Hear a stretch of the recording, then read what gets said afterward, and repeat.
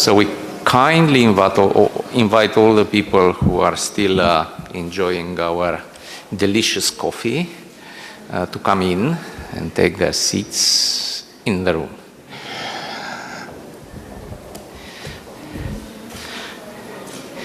We have a complicated arrangement today with the technology. Hope everything will work. And we will start in about 1 minute. So I'm asking also my colleagues who are at the back of the room to take their seats.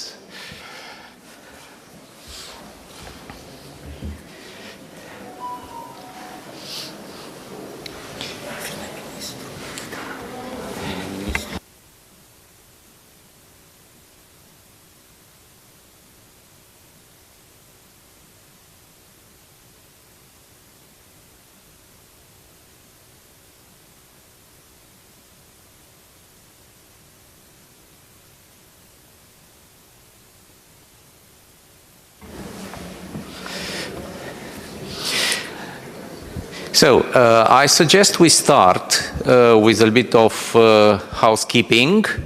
So as it was announced, the working language today is English, but for the people who want to listen to the Romanian interpretation, we have devices at the back of the room, so please pick up one now and don't leave with it after the event. We were warned. They belong to the House of the Parliament. Second, as you saw when you came in, you have these small pieces of paper on your seats with a QR code. If you scan the QR code with your mobile phone, you will see everything which is necessary for the today conference, which means the agenda, which is also printed inside, the full text of the report, so we don't print it. We went green, so you'll find the PDF, the full text of the report here, and also links to the websites of Expert Forum with other interesting materials of the Friedrich Naumann Foundation, which is our partner for the event today, and whatnot. So there's a whole menu of things which pops up if you scan this QR code. Am I missing something? No. So we can pass to the official welcome for this event. And I'm glad to have near me Raimar Wagner, who is a director of Friedrich Naumann Foundation for Romania and Moldova. They are the main partner of this event, which would have not been possible without their contribution. So please, Raimar, say whatever is to be said at the beginning of such a beautiful event. Hello. Distinguished guests from the embassies, from the Romanian authorities, from Parliament, dear friends of the Naumann Foundation and of Expert Forum. I'm happy to be here today, and maybe just some thoughts, some ideas about why we do this event and what we are doing as Naumann Foundation for Freedom in this region and in the world. And I didn't have prepared a speech. I have just these few ideas, and they came to me yesterday because I was writing a report to our donor, the Foreign Ministry, our main donor, about our work in the last 3 years. And in this formula, you have a rubric, what significant changes was in the period of financing. And we talk about 2020, 2021, and 2022. So how to summarize in one page these 3 years?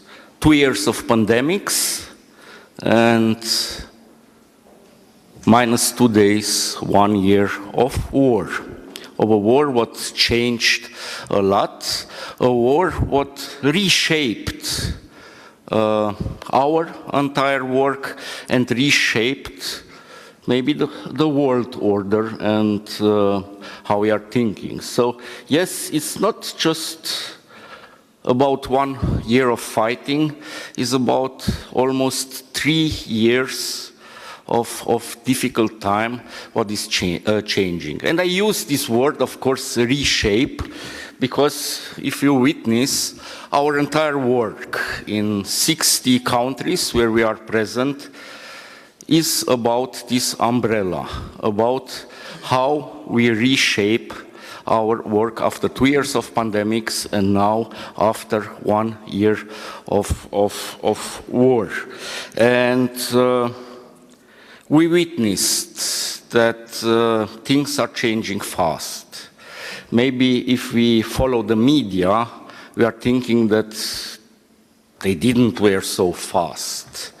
But in historical metrics, or in really metrics of Europe and how Europe is working, I believe that in this year, Europe did a great job.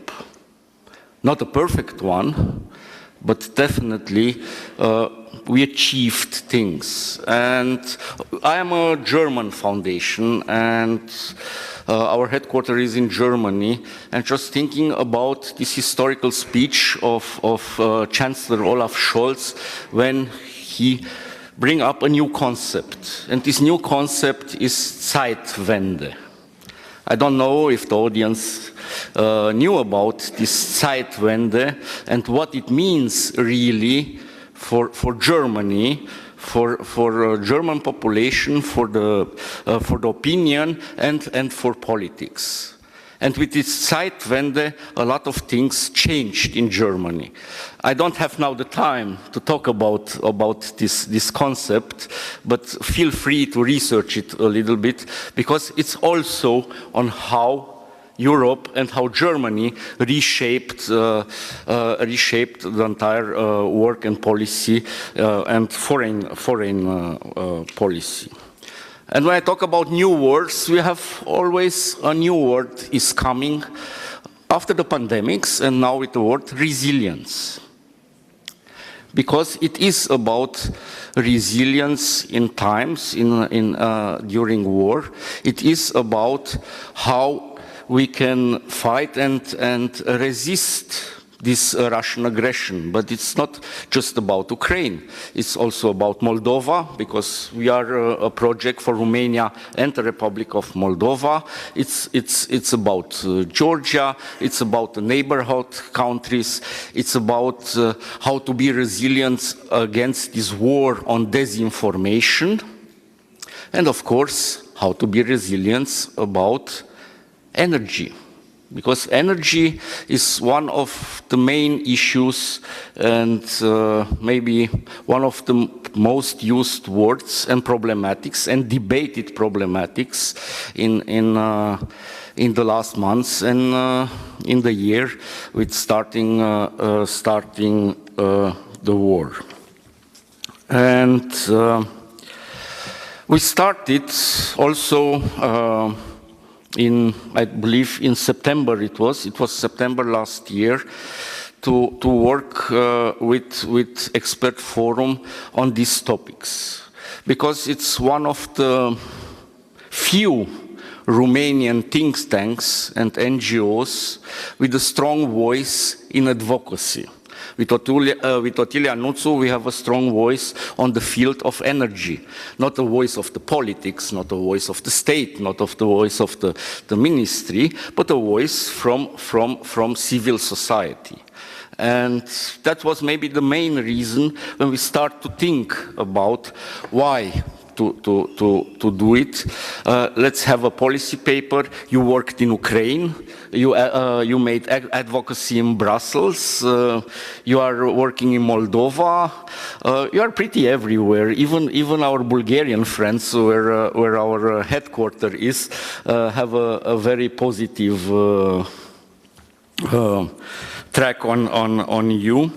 So you are a think tank with very regional roots now and expertise, and that was the reason why we were happy to start this project about energy, because energy is also in this broad concept of security, and the security of the people is very, very important for us.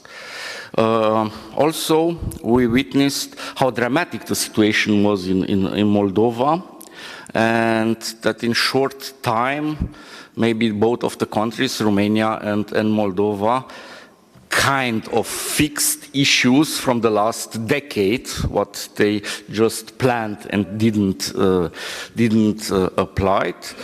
We also talked about price cap. I know somebody here also talking about this price cap applied now from the European Union. It's not maybe a liberal thing, but at the end now we witness that the market economy and the liberal laws of market economy are functioning. We are below the price of the price cap, and that's good. And all these issues need to be addressed. We need to have also not just mid-term, maybe long-term approaches. We need to be more secure, more safe. And I'm eager to see what kind of solutions we have, what kind of common European approach we can develop, maybe with our humble ideas from here, from the Romanian Parliament, to send it to Berlin and to Brussels, and to be, of course, again, this word, resilience in future against aggressions, this time from Russia, the next time we don't know, maybe from other empires of evil. So, thank you.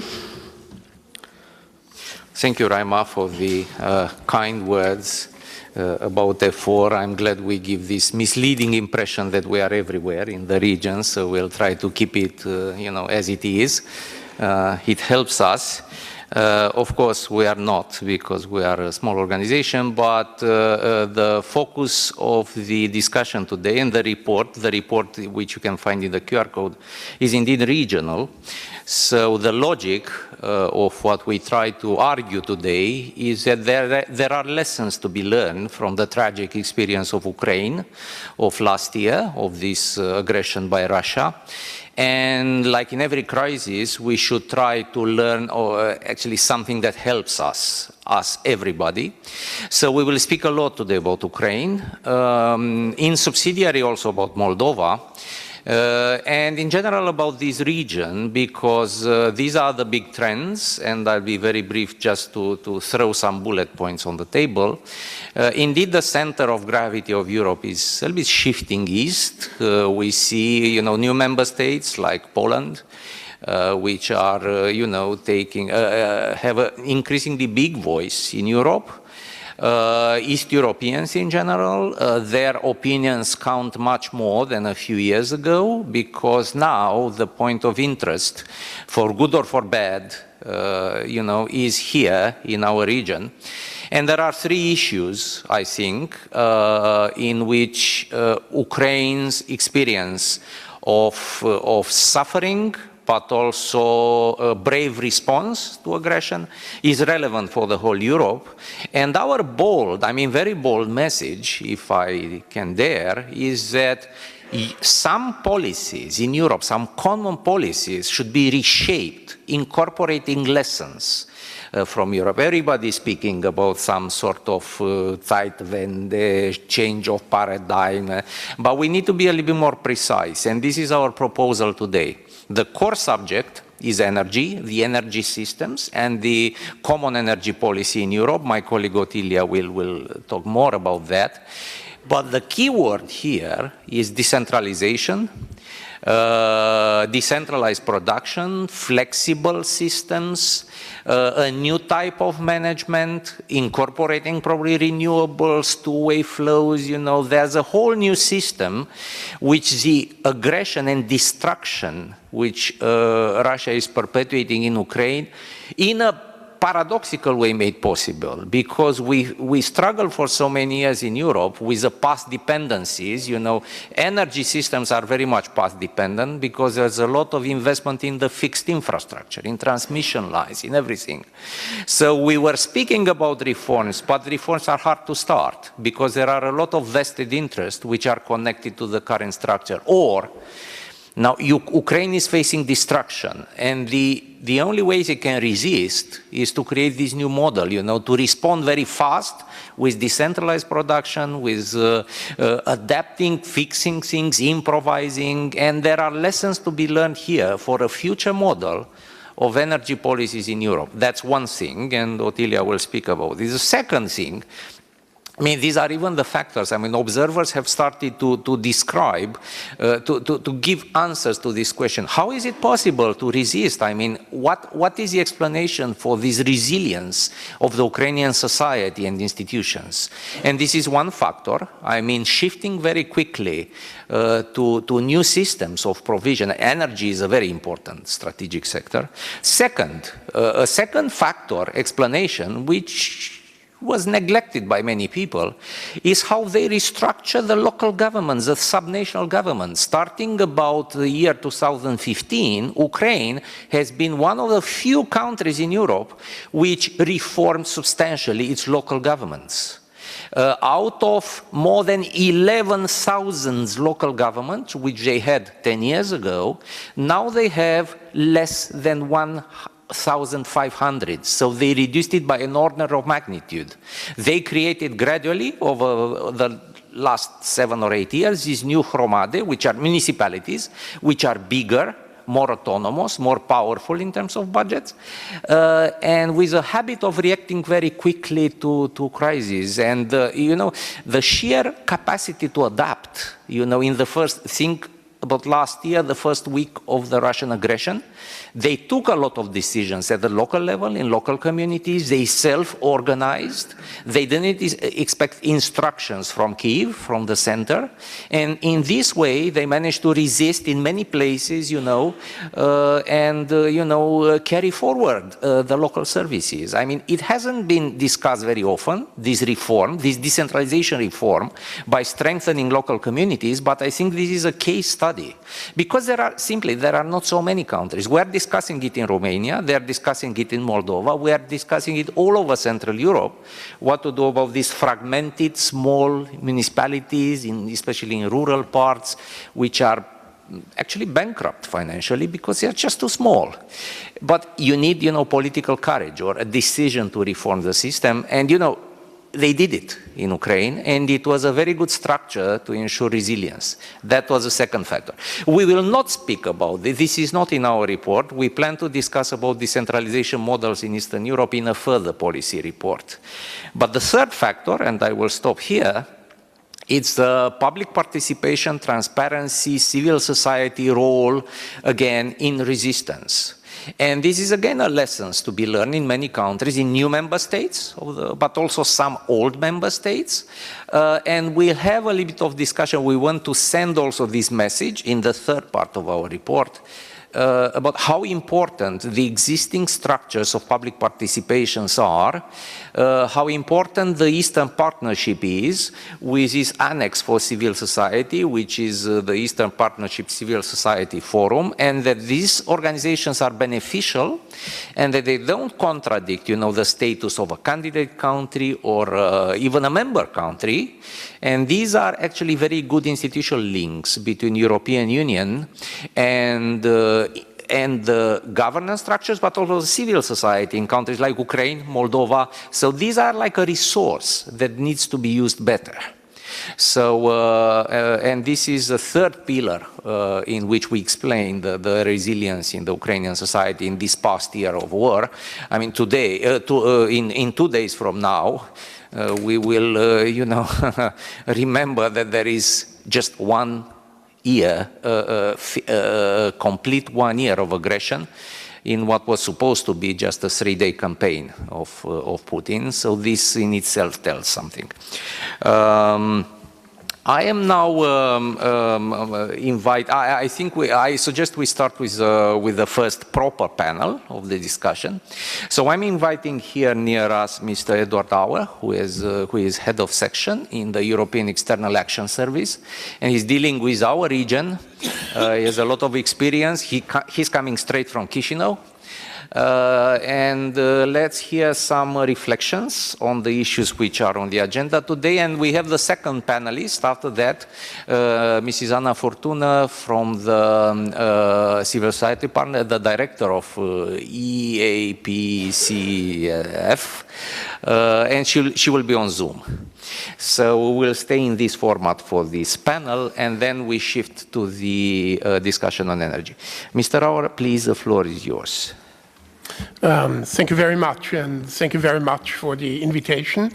The Eastern Partnership Civil Society Forum is a very valued partner for the European Union and for my institution, the External Action Service. In particular, it plays a very important role in the regional networks that we try to develop and maintain between our eastern neighbors and the European Union.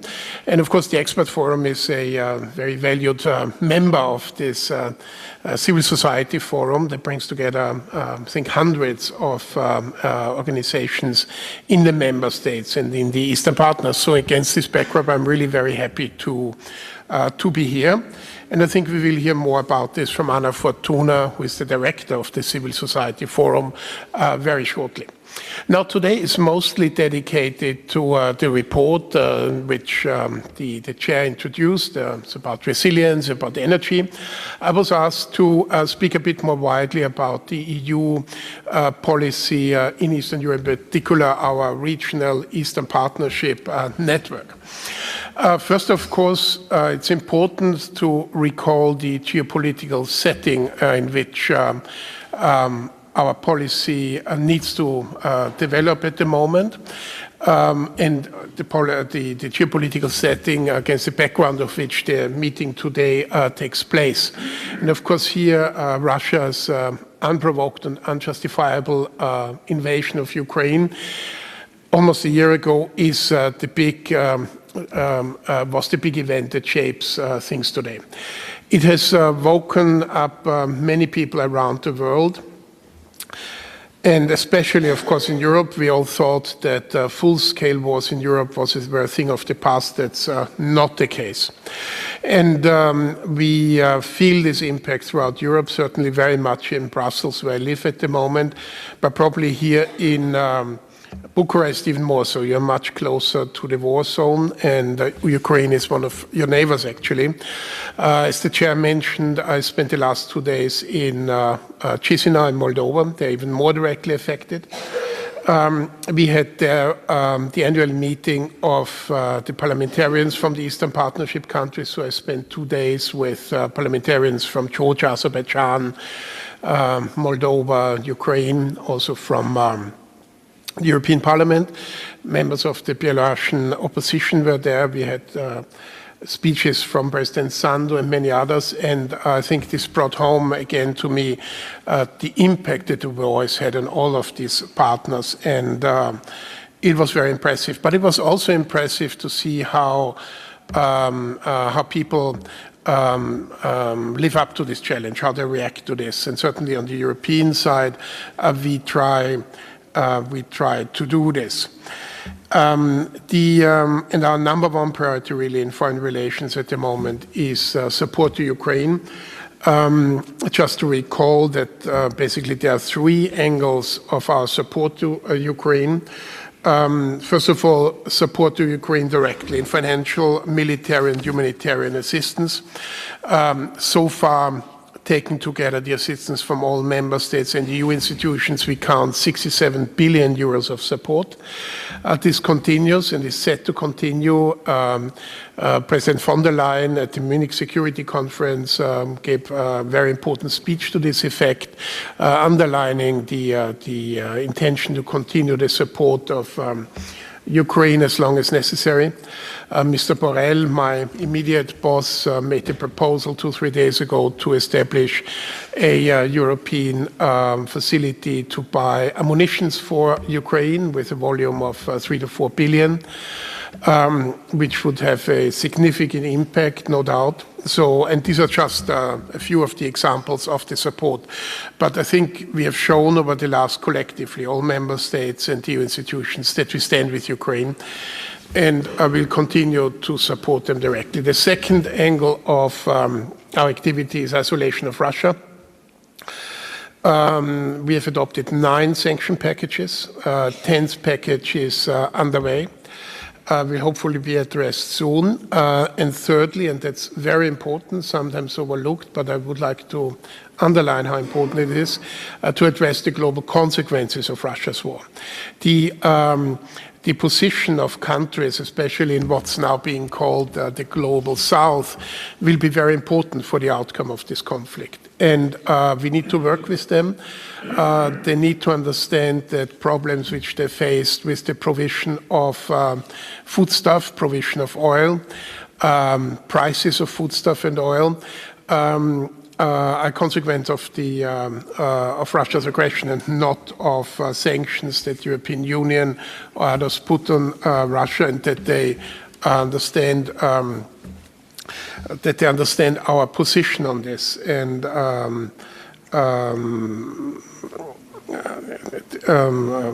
act accordingly. So these are the 3 angles of our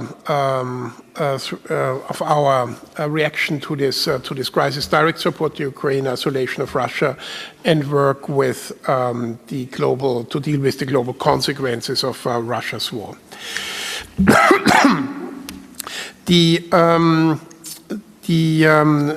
To come more specifically to the Eastern Partnership in the regional policy of the Eastern Partnership. In the immediate aftermath of the war in February 2022, most of the activities stopped. There was a need to reassess the situation. There were other priorities. We then had to see whether regional formats like the one which we had just in Chisinau with the meeting with the parliamentarians, civil society forum to which this event contributes, still had a role in the new in the new political setup. There was the very important historical decision of the European Council in June, I think last year, to grant Ukraine and Moldova candidate status. Georgia has a European perspective, not yet candidate. There were a number of ideas put forward, benchmarks that Georgia still has to meet to become a candidate. So we'll see how this develops. But this makes clear that the bilateral track will be very important, and certainly for Ukraine and Moldova, very understandably, bilateral relations, the candidate status, possible future accession negotiations are the priority in their relations with the European Union. We also reinforced our bilateral engagement in the Southern Caucasus. Probably many of you have followed that Mr. Michel, the President of the European Council, was very active in mediating the conflict between Armenia and Azerbaijan. He has had by now a number of meetings between the leaders, top leaders, decision makers in Yerevan and in Baku. They came to Brussels. Fruitful discussions and good progress was made there, and also this, I think, we have the intention to continue. And as for Belarus, we have every intention to continue the support for civil society, independent media, and Belarusian democratic forces, even if, or in particular, as the government structures of Belarus currently, we don't have contact with currently, and they are not invited to regional events. So also yesterday and the day before in Chisinau, it was democratic opposition that was present and not representative of the Parliament in Minsk. Now, let me come to the regional format of the Eastern Partnership. As I mentioned, the candidate status to Ukraine, Moldova, many other developments have changed the dynamics of our political interaction with our eastern neighbors. Bilateral issues have become much more important. So the questions we had to ask ourselves and our partners is, do we still continue in a regional format also? These reflections took place last year. They found a conclusion in December 22 when the foreign ministers of the 5 Eastern partners, Moldova, Ukraine, Georgia, Azerbaijan, Armenia, met with the European Union foreign ministers, all 27 in Brussels. It was half a day of discussion. I participated in this as a listener, of course, only. It was a very good discussion, and I think it confirmed the analysis that the experts had done before, that it makes sense to continue in a regional format, but adjusted to the new realities. First of all, I think it's, looking at the conclusions of this ministerial meeting, well, there were no formal conclusions adopted, but looking at the outcome of the discussions, as it were, first, the ministers confirmed that the 5 priorities that had been set for the Eastern Partnership in 21 remain valid. That's number 1, a focus on accountable institutions, rule of law, security. 2, support to resilient, sustainable, integrated economies. 3, environmental and climate resilience. 4, resilient digital transformation. And 5, gender equal, fair and inclusive societies. So the basic philosophy remains unchanged. But how do we adapt this to the new political situation? The idea is that we will have our regional format, it will be smaller. In 21 we had, before the Russia's attack on Ukraine, there were more than 100 meetings of the Eastern Partnership. This will be fewer in future. There will be fewer subjects covered, so everything that is relevant, most of the things that are relevant for the enlargement negotiations, I think will not be covered in a regional format anymore. However, it's also important to remind that the regional formats the coming together of all these countries and the European Union and member states can give good support for the enlargement track that 2 of the Eastern partners are on. There's no, it's important to understand there's no contradiction, conflict between these 2 goals. The regional formats, regional meetings, and the bilateral track can be complementary. So this has to be assured. The second issue is it will be more flexible, so we will each year adopt political priorities for the regional format in line with the political priorities of the day, and focus at the moment for this year, for example, on security issues for obvious reasons, also connectivity, which is a logical subject for a regional format, environmental efforts, which is also by definition a regional issue. All of this will continue to be supported by the Eastern Partnership Economic Investment in Economic Plan. That's a pot of about 2.5 billion euros will be spent over the next 5 years. The idea is to leverage with this wider investment from European development banks, European Investment Bank, EBRD, and from the private sector to make up a total of, we hope, 17 billion euros of investments over the next 5 years to contribute to the goals that I've mentioned. We also want to work more with other regions. So invite countries in other regional formats to Eastern Partnership events. For example, talking about infrastructure and connectivity. A big theme in public discussion is what's become known as the Middle Corridor from Europe over the Black Sea, Southern Caucasus, Caspian, Central Asia. So to bring Central Asian countries into Eastern Partnership discussions about connectivity and this middle corridor certainly makes sense, but it's just one example. One could also consider to invite experts from the Western Balkans to Eastern Partnership events on enlargement. They certainly have a lot of experience to share. In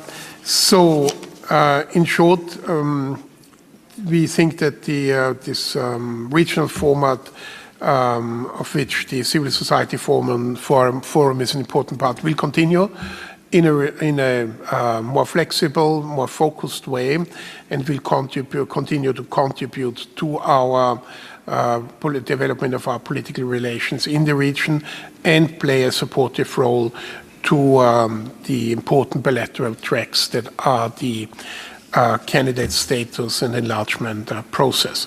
I'll stop here and pass the floor to Anna, I think. Thank you, Chair. Thank you very much, Mr. Auer. I think we lost Anna Fortuna for the moment from the connection, and until we manage to get hold of her, I suggest we start immediately with the second panel on energy. So I'm inviting here in the panel Otilia, who will make the presentation, but also Mr. Răzvan Nicolescu. I know in the agenda you see the Minister of Energy, but you know how it is. The presence of government ministers is always uncertain, so we thought we should have a real energy expert and former Minister of Energy. So please.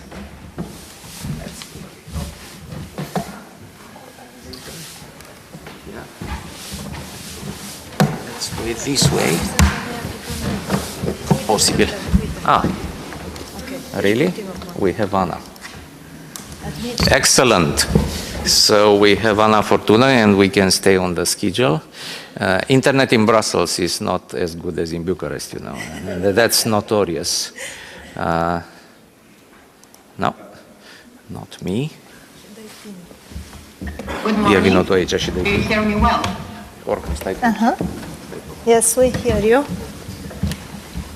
Good morning, everyone, and thank you for having me today, even though online. I'm actually in Chișinău, so the internet should run fine. I hope so, at least. Always a pleasure to be on the same panel with Mr. Auer, a good friend and partner of the Eastern Partnership Civil Society Forum and the civil society in general. I would like to start by going exactly to 1 year back. I don't think it will start. Do you recall this type of conversations we all heard or were part of back in February 2022? 1 year ago, we could not have imagined the unimaginable, a full-scale invasion of Ukraine. Although Russia's war in Ukraine started much earlier with the occupation and annexation of Crimea back in 2014, a full-scale invasion and a war of attrition was, until the 24th of February 2022, unimaginable. But then it all changed in a blink of an eye, and together with it, it changed the entire security landscape, both in the European Union and the AP region. Every day since that tragic day, we kept on learning new painful lessons, being it Mariupol, Irpin, Bucha, just to name a few. We kept on unlearning all bad practices like Nord Stream 2. We kept on reassessing our next steps, like sanctions, and more military assistance. We kept on getting rid of false assumptions, being it negotiating with Putin or accepting any territorial concession. And we kept on reassessing and relearning the true meaning of resistance, without gas or without you.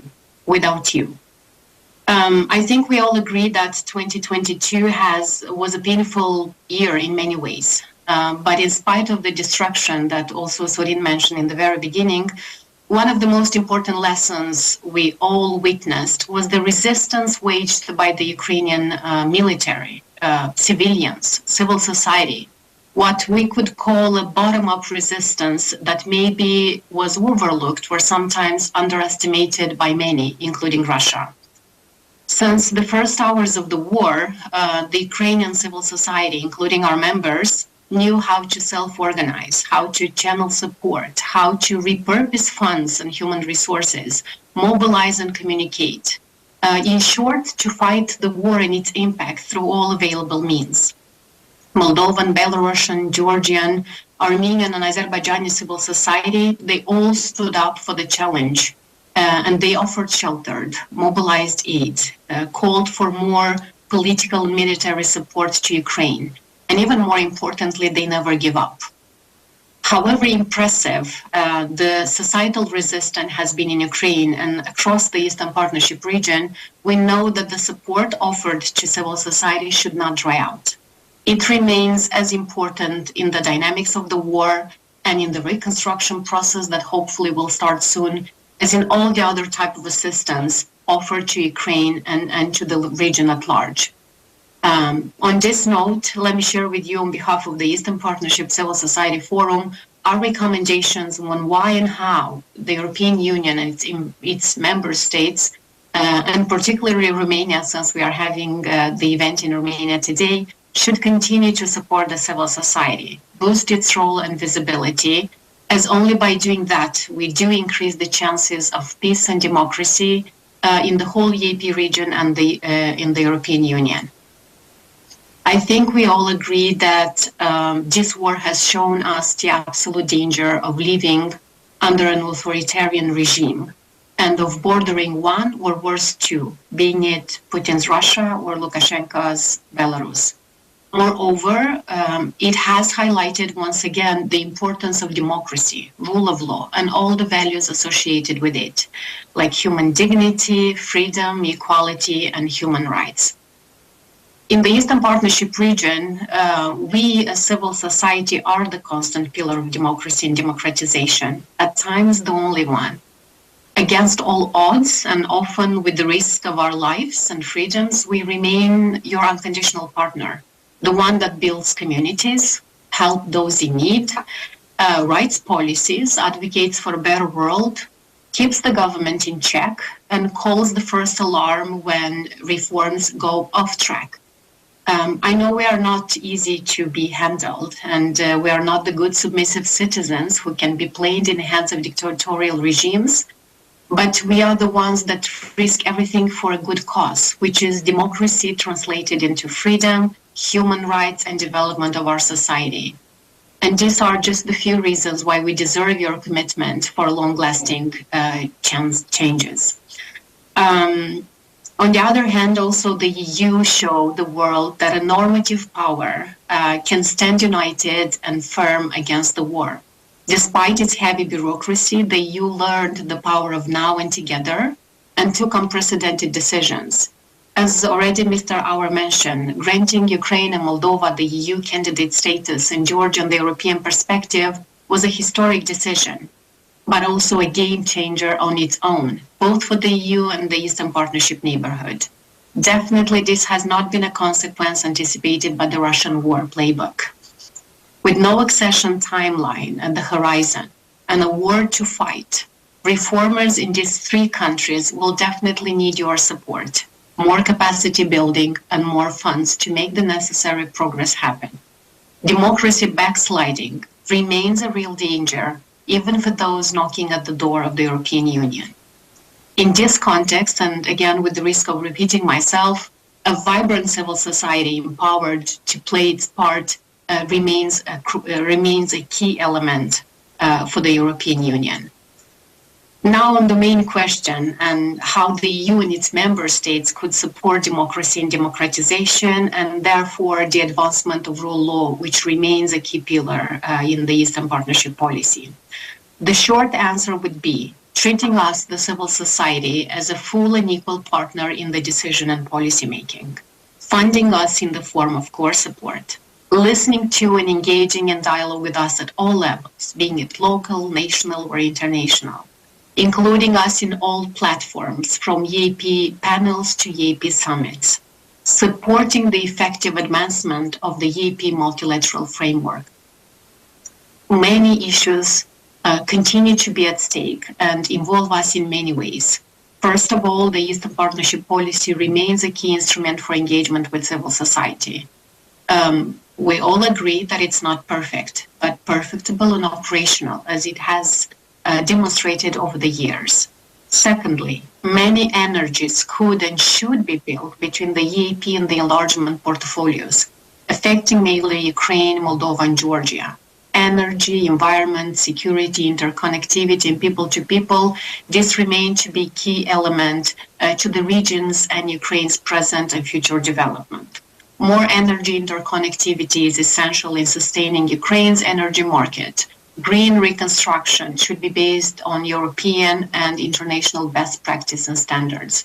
Security cooperation is essential as well to ensure that Ukraine has the best support in this war, but also that Ukraine and its direct neighbors become more resilient to Russia's threat. And thirdly, the Eastern Partnership multilateral framework remains to be a mediated space for dialogue. And this is particularly important for Belarus, as Mr. Auer, for instance, already mentioned.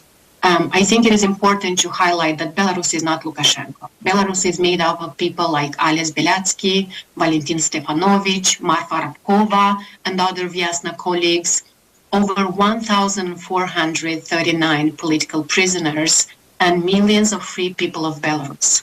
Leaving them behind and forgetting their cause would be a crime. Within the Eastern Partnership policy, Belarus and its democratic forces have a voice and should also have a seat at the table. And we at the Eastern Partnership Civil Society Forum stand in solidarity with them. Lastly, the EU and its member states have an increased role to play in this particular geopolitical earthquake. Russia poses a threat to all countries in the region and the EU, representing a common threat which needs to have a common solution. If freedom is threatened in one country, it is threatened everywhere. So my last call to all of you, before I finish my intervention, is let's partner up in raising the chances for democracy winning against authoritarianism and in the long-term democratic future of the Eastern Partnership neighbors and therefore of our continent. Thank you once again on behalf of the Eastern Partnership Civil Society Forum, and I look forward to the interesting discussions. Thank you very much, Anna, for your presentation. And also, maybe it would be good for us to explain a little bit why we brought the topic of Eastern Partnership in our annual event.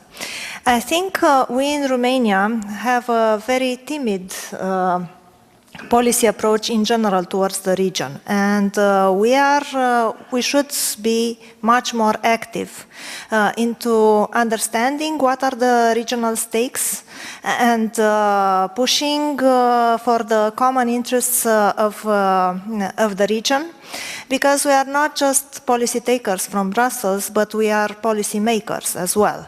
And we are a pretty large EU member.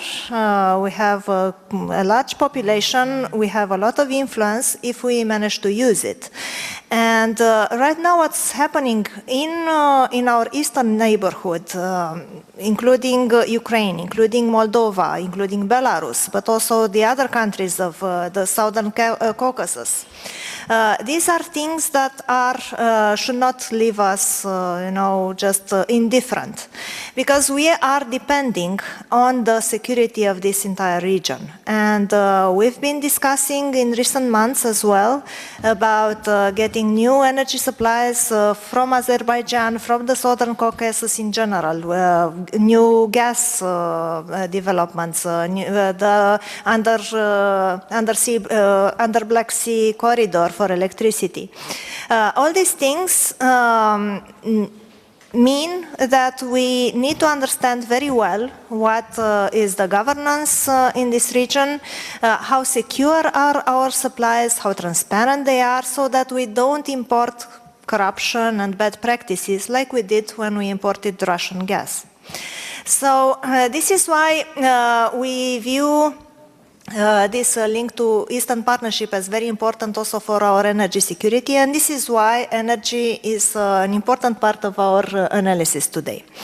We are going to have a little bit of an overview of how we are formulating our own policies in Romania recently, but also at what are the stakes and how has the EU policy changed in this new context in the past year, because there have been a lot of changes and some things which would have been completely unthinkable just a year ago are now turning into reality.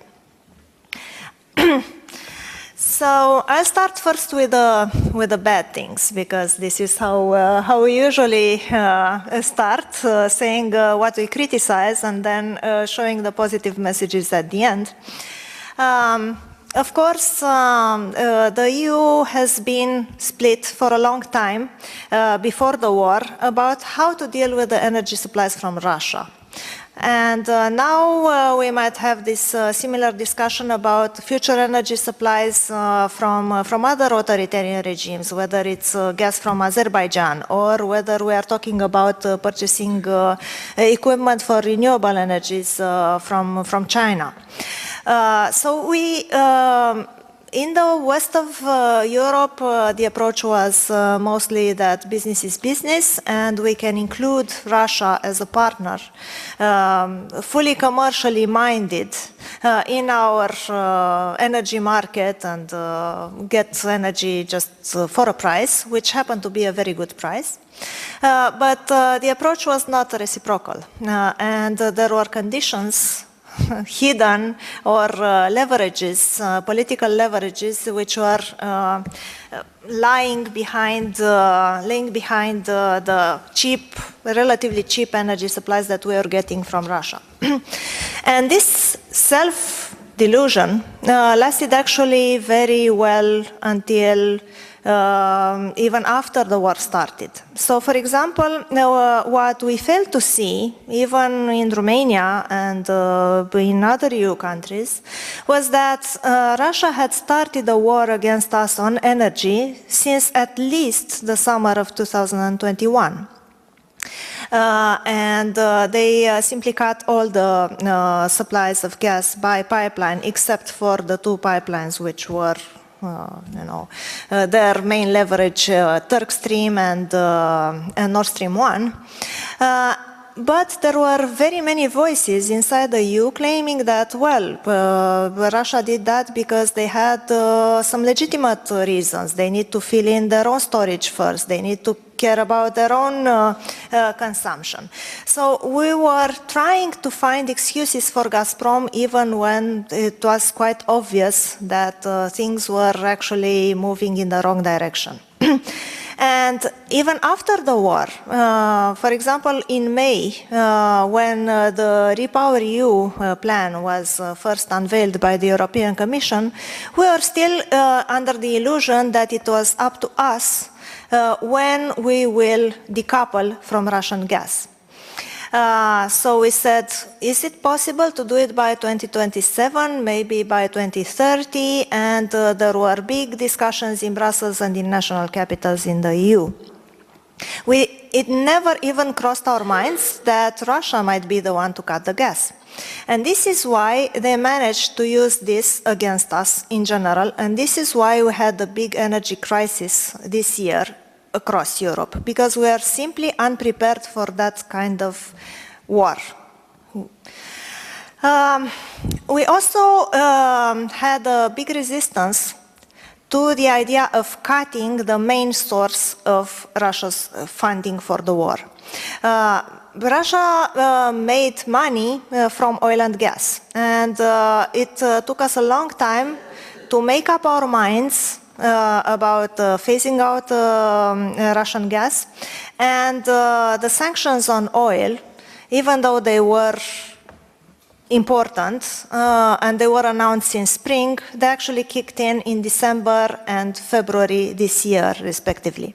So when we're talking about sanctions work, we actually lose from sight the fact that those two sanctions, which are really the key ones, kicked in only very late this year, last year.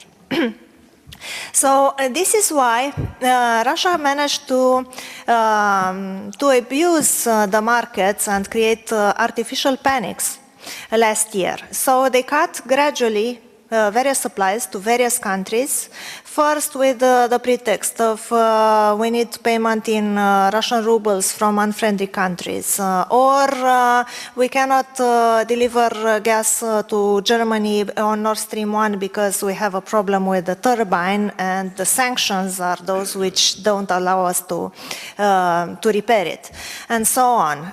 They cut selectively the supplies to various countries to create panic on one single gas market, which was the Dutch exchange of gas. And the reason why they did this is because even though on this Dutch TTF, you've heard about the TTF gas price and how it reached unbelievable levels in August last year, it is simply, even though the quantities traded are just a few percentages of all the gas that is being consumed in Europe, most of the long-term contracts, and Gazprom's particularly, are the price is indexed to this price. So when they caused an artificial panic and the price exploded on TTF, all the money that Gazprom was making from various long-term contracts from any European client was increasing very much. And this is one of the reasons why, even though the supplies to Europe have gradually decreased over 2022, they made a lot of more money than they would have otherwise done. There is a very nice website which tracks the money. It has a counter with all the money that Russia is making from sales of oil and gas from the world and from Europe. And we saw that the total bill so far has been 300 billion euros after the start of the war to date. That means about €1 billion per day. And we still haven't cut that funding. We started only this year. And this is why the situation is going to be very different only during this year, not before. We also tend to think and view all these events which happened in energy as separate events without seeing the big picture. So, for example, there were discussions about Gazprom cutting supply to Bulgaria or to Poland. Then there was this big event with the Nord Stream explosion at the end of September. Then we saw that Russia started in October, after October 10, to target energy infrastructure in Ukraine. But we continue to view all these events as separate and not see the big picture, which is that the only weapon that Russia really has, apart from the nuclear threat, is the energy leverage, which it uses across the region, and because they have used it so much, it's becoming less and less effective.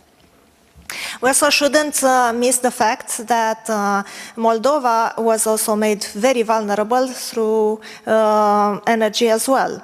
So Gazprom, for example, reduced the supplies initially by 30% and by 50%. Then the Russian-controlled electricity producer in Transnistria said that they won't supply to Moldovan citizens electricity. Also, when the attacks targeted at Ukraine's infrastructure happened, Moldova suffered 2 blackouts. So this is a key leverage that Russia is using not only against Ukraine, not only against Moldova, but targeted at all of us. In the end, despite all our hesitations and still misunderstandings that we continue to have, we stuck together, and to everyone's surprise, the winter came, the winter went, and still the West remains united. And there was no social disaster. Of course, the mild weather helped as well, but also the fact that Europe is affluent, yes, compared to the rest of the world. All European countries managed to introduce social safety nets, consumer protection. They try to protect several parts of the industry as well in larger countries. So we managed to survive, and if we passed this winter, the next winter is going to be easier. We're still not out of the woods, but it's we should never have feared for our own survival, and we should have never been shown weaknesses in front of the Kremlin because we were afraid of being left without energy. And this is just a small picture. It looks, the only thing that matters is the shape. This is how Europe's energy dependence dropped from Russia since the start of the war. It's practically closing to zero right now. We say that, since Russia's macroeconomic indicators for 2022 don't look that bad, the ruble hasn't collapsed, the GDP hasn't dropped by 15%, everything is fine. And their trade deficit isn't, they have a huge trade surplus, so their economy is doing fine. But actually the sanctions that hit the hardest kicked in, like I said, in very late last year and early this year, and it is only now that we are getting to see the effects. While the other sanctions that have been introduced, which concern mostly technology, are going to have effects in the very long term, not right now. And they will contribute to the final, among other things, to the final decoupling of Europe from Russia's energy, simply because Russia will not have access to new technologies to develop new gas and oil fields.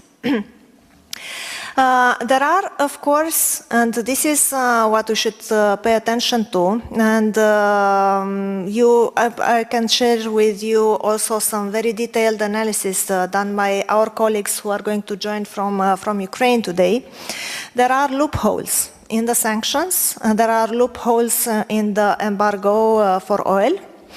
And they are going to be used unless everybody realizes how the sanctions can be bypassed. So we need to pay close attention to that and monitor all the time that Russia doesn't manage to evade those sanctions, so that the pressure continues. The most important thing is that through our decoupling, we are permanently, there is a permanent damage to Russia's EU market. So nobody expects right now to come back to business as usual. And I'm going to talk a little bit. So all these things probably you've heard.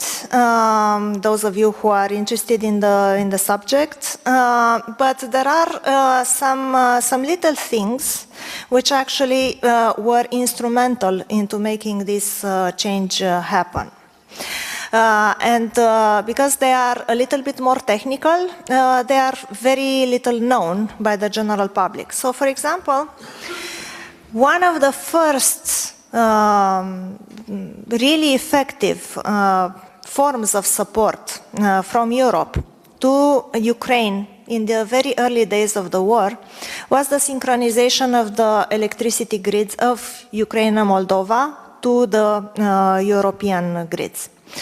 And I cannot minimalize I cannot underestimate I cannot overestimate, the importance of this little development, because that meant that Ukraine and Moldova were connected already to the European energy system, and in the case of a possible blackout or accident, the lights could be kept on.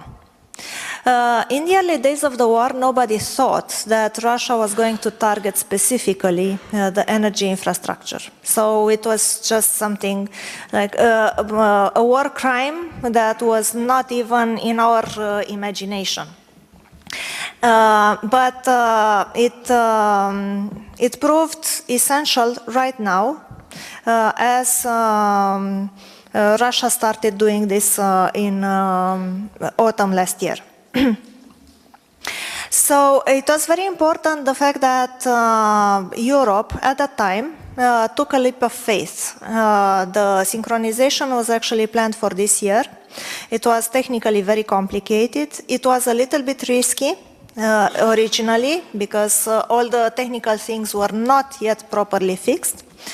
And there was a race against time to make sure that everything fits in place nicely, and that after the emergency synchronization, we could start actually trading commercially electricity. For everybody, this was a very good thing over 2022, because Europe needed energy and Ukraine needed money to repair the infrastructure that was being damaged. So we started to trade commercially increasing quantities of electricity, and I think one of the reasons why I'm mentioning this is because Romania also played a good role in this. We were quite involved into making this happen. And this is one of the reasons why I say that the attacks of Russia against Ukraine's energy system were actually threatening the entire energy security in Eastern Europe, Central and Eastern Europe. Because we are also starting to rely more and more on electricity bought from Ukraine in a time when otherwise we would have needed to burn much more Russian gas from storage to produce the electricity that we needed.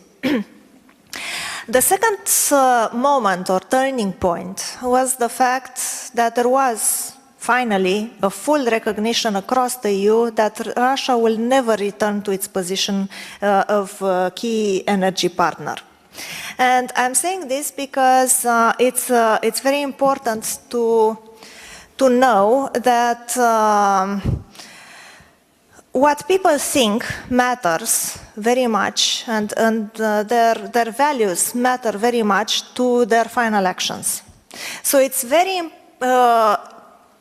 unbelievable right now, and I mean very unlikely that after seeing what happened in Bucha, in Irpin, in Mariupol, in Dnipro, anybody in Europe will have the courage to say out loud in public, yes, we can return to doing business as usual with Russia. This is why it matters that we in Europe have certain values, and the fact that we continue to be shocked by the brutality of this war. And this is actually one of our strengths, the fact that understanding that these things are no longer acceptable will make us find solutions to live without Russian gas. There is also a combination, apart from the moral clarity that we all got, there is also the sunk cost illusion, what we call in economics, the fact that if you've put enough money into something, you cannot give it up.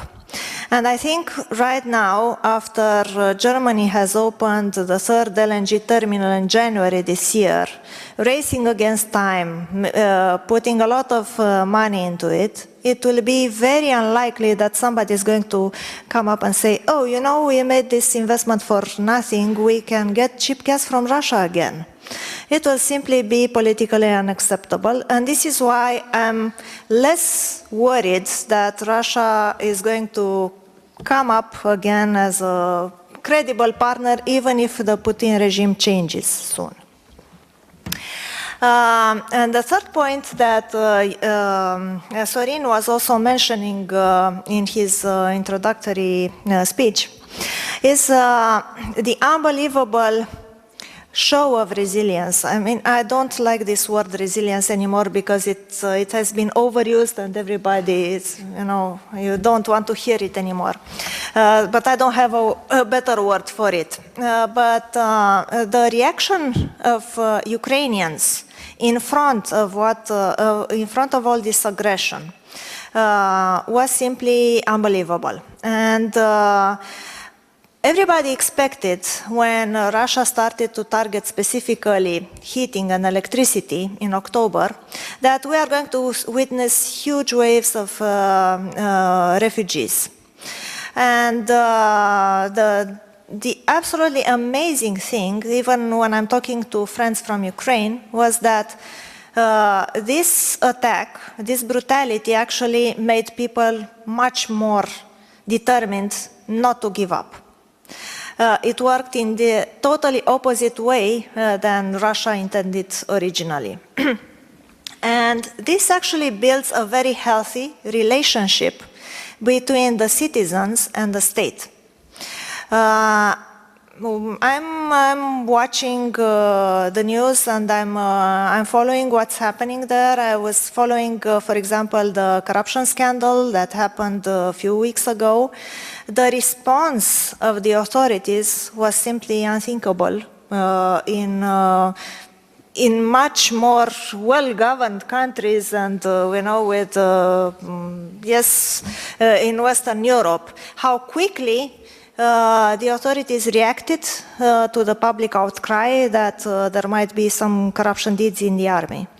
This is very important because people and communities have started to collaborate, to help each other when there is a blackout in my rolling interruption of electricity in my place, you come to my place, I'm going to your place, and so on. They are buying together, they are helping each other, they have these points on which they get electricity and heating.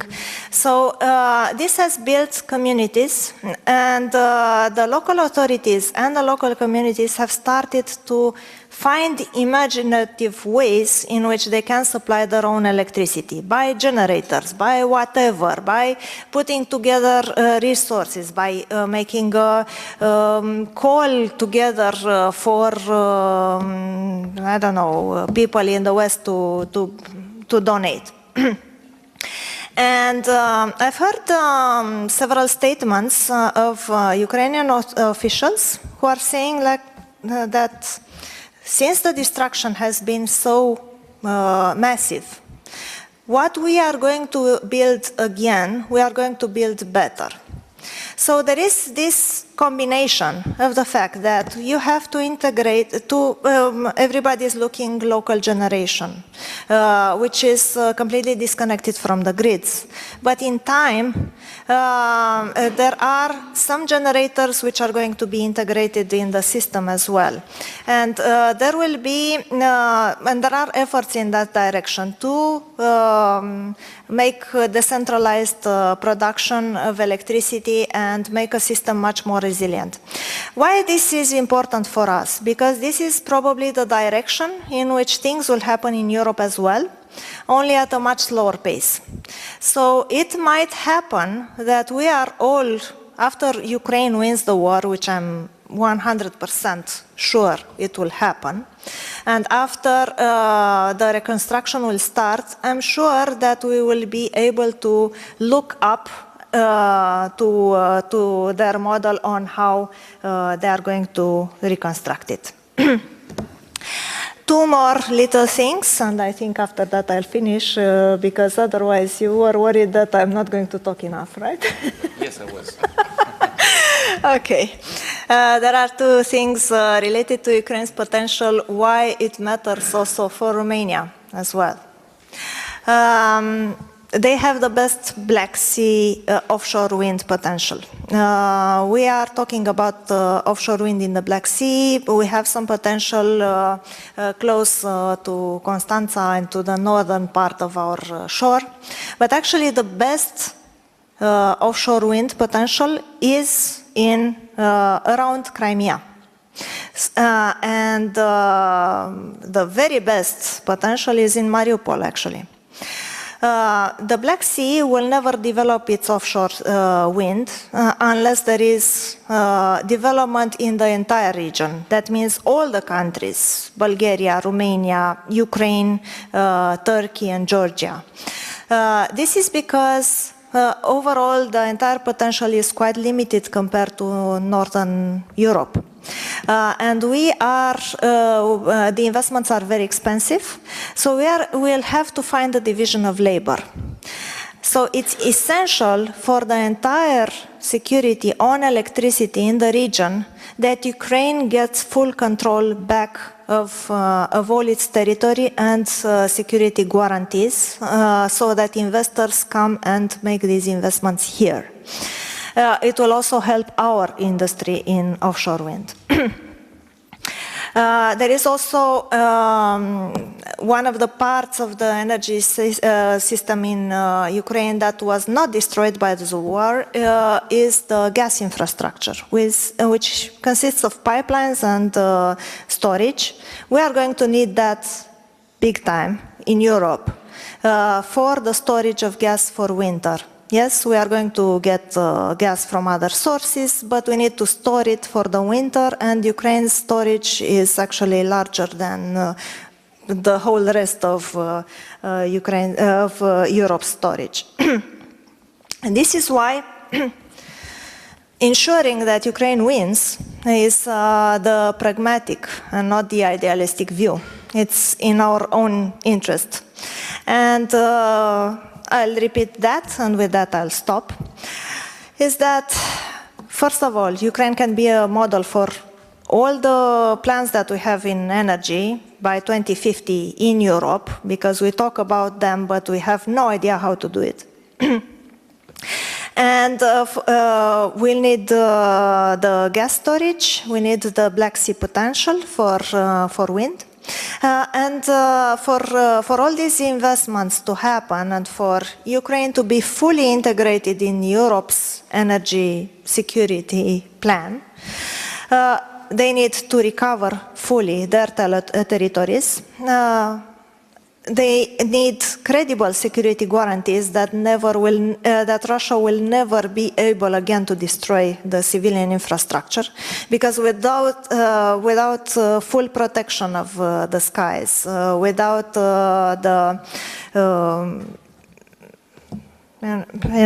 without containing the Russian threat, there will be no investment here. And of course, they will need credible institutions and administrative capacity so that everybody who enters the market benefits the level play. Last but not least, we need to consider, there is the discussion about, on one hand, the European counterparts are saying that it will take a long time for Ukraine to join the EU. On the other side, there is a huge expectation that the accession has to be fast. The way in which this could work would be a sort of step-by-step integration, in which once you meet conditions in a sector, you can be integrated with that sector. And I think there is nothing easier to do than the energy sector as well. Thank you. I hope it was, yeah? Vreau să vină și Sergio. Thank you, Otilia. So here's one more reason why Crimea should be returned to Ukraine, to have Sevastopol not as a military base, as it has been in the last century and a half, but as a wind power hub, which would be something really new and revolutionary. Now I think we should go with discussant panelists, and we'll have the view from Romania. Mr. Răzvan Nicolescu, well known, he doesn't need any introduction. Then we'll have the colleagues from Ukraine and Moldova on Zoom. And let's proceed in this order. Thank you very much for the invitation, Sorin. It's a great pleasure for me to be here, and please receive my congratulations for what Expert Forum has been doing here in Romania and at the regional level as well. I think you are an asset of Romania, and you are also an asset of the European Union, being extremely active locally and regionally. Last year I was appointed by the European Commission in the governing board of the European Agency dealing with innovation and technology, but whatever I shared to you today are my thoughts and are my views as an expert with more than 25 years of experience. So I do... What should I... my target. So whatever I share, I said, are my own thoughts. So I do not express a view of the European Agency dealing with innovation and not of the European Commission. And I'd like to say a few things about Russia, Romania, Moldova, and Ukraine, the topics of the day. Exactly last year, I mean 1 year ago, 22nd of February 2022, Russia was in the energy sector the undisputed leader in Europe 1 year ago. Today, after 1 year, is an almost irrelevant country in the energy sector in Europe. And this is the outcome of the unjustified war started by Putin on February 24th last year. I remember that we have a history with Russia in the energy field, we as Europeans. In 2007, I will never forget, I was a young diplomat serving in the Romanian permanent representation to the EU, and I was celebrating my New Year's Eve in Amsterdam with my girlfriend at that time. I was slim, I had no white hair, and we were celebrating the New Year's Eve in Amsterdam on the 31st of December 2006. And I received a phone call from the ambassador, from my boss, saying, "Where are you? You should be tomorrow in the office." And I said, "Why?" Because it's my day off, so I'm celebrating. I said, "Because the Russians decided to cut the supply. There is a dispute with Ukraine and they cut the supply." And I had to leave Amsterdam and I have to go to Brussels. And we started a long, long discussion in the Council. And there were 5 countries, I will never forget, 5 countries, Romania, Poland, and the 3 Baltic states, saying we have to diversify the energy sources and routes. And it was another country, the United Kingdom, supported fully the approach. All the others said, well, let's send the commissioner to negotiate. They will find out, the truth is somewhere in the middle. Probably also the Ukrainians did something. They don't want to accept higher transit fees. Many talks, yeah. Then the Commission came with a proposal called New Energy Policy for Europe in 2007 as a response of the Russian supply cut happened at the beginning of 2007. And we discussed the communication, we adopted the Council's conclusions and an action plan. Yeah. And there were many initiatives. We had Nabucco, the ministers from the region, they went together, they signed the agreement in Vienna, and we hope that Nabucco will give the freedom to Europe in terms of less dependence on one foreign supplier. Nabucco failed. Then when I was minister, I launched another initiative with Vice President Šefčovič in Brussels called Vertical Corridor, Gas Vertical Corridor. It took, I think, 8-9 years to be completed. And I'm not sure if it's functional today. However, the inauguration happened a couple of times, yeah. So many talks, not enough actions in my view. I have also a photo, the provocative photo, not many actions in the good direction, because there were some other actions. You will see here how happy the gentlemen were inaugurating the Nord Stream 2. So no Nabucco, no vertical corridor, nothing, Nord Stream 2. So very happy. Of course, that's past. The world changed a lot, the situation, but we should not forget, and we will not forget. The situation is different today. As I said, Russia, due to the war, became irrelevant. And it will very likely remain irrelevant, because in the oil and gas sector, you cannot control it's very difficult to control the pressure. So if you have a problem with your with the gas delivered, and you have to shut down wells, it's very difficult to open or to reopen the wells or to have the same production. If you don't invest, because you use all the money for the army or for, I don't know, the war against Ukraine, then you will have a much lower production. So they enter into a kind of vicious cycle, which is the end of the Russian energy sector. The energy sector, which is the foundation of their country. Yeah. They are talking about now selling gas to Asia.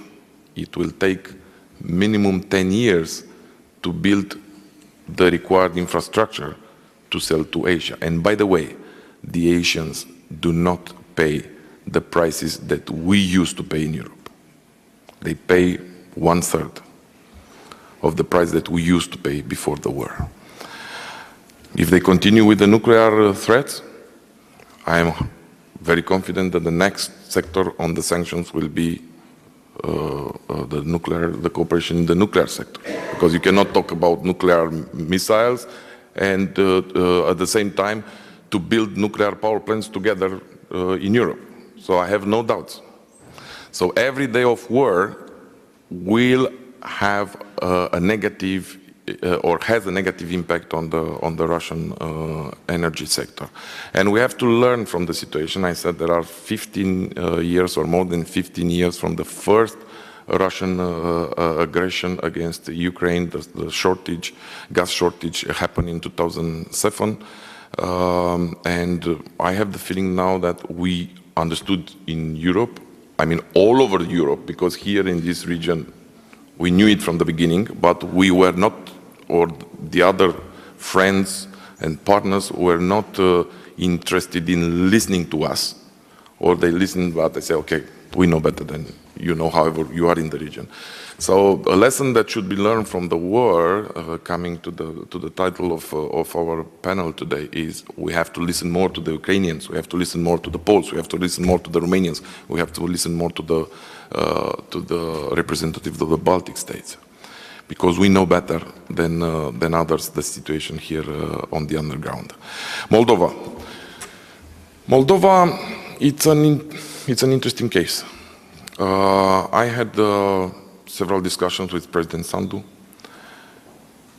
With 3 billion euro invested in Moldova, Moldova could become #1 in Europe in terms of dependence, less dependence on imports. Now is the country in Europe, or I think even the country in the world with the largest dependence on imports.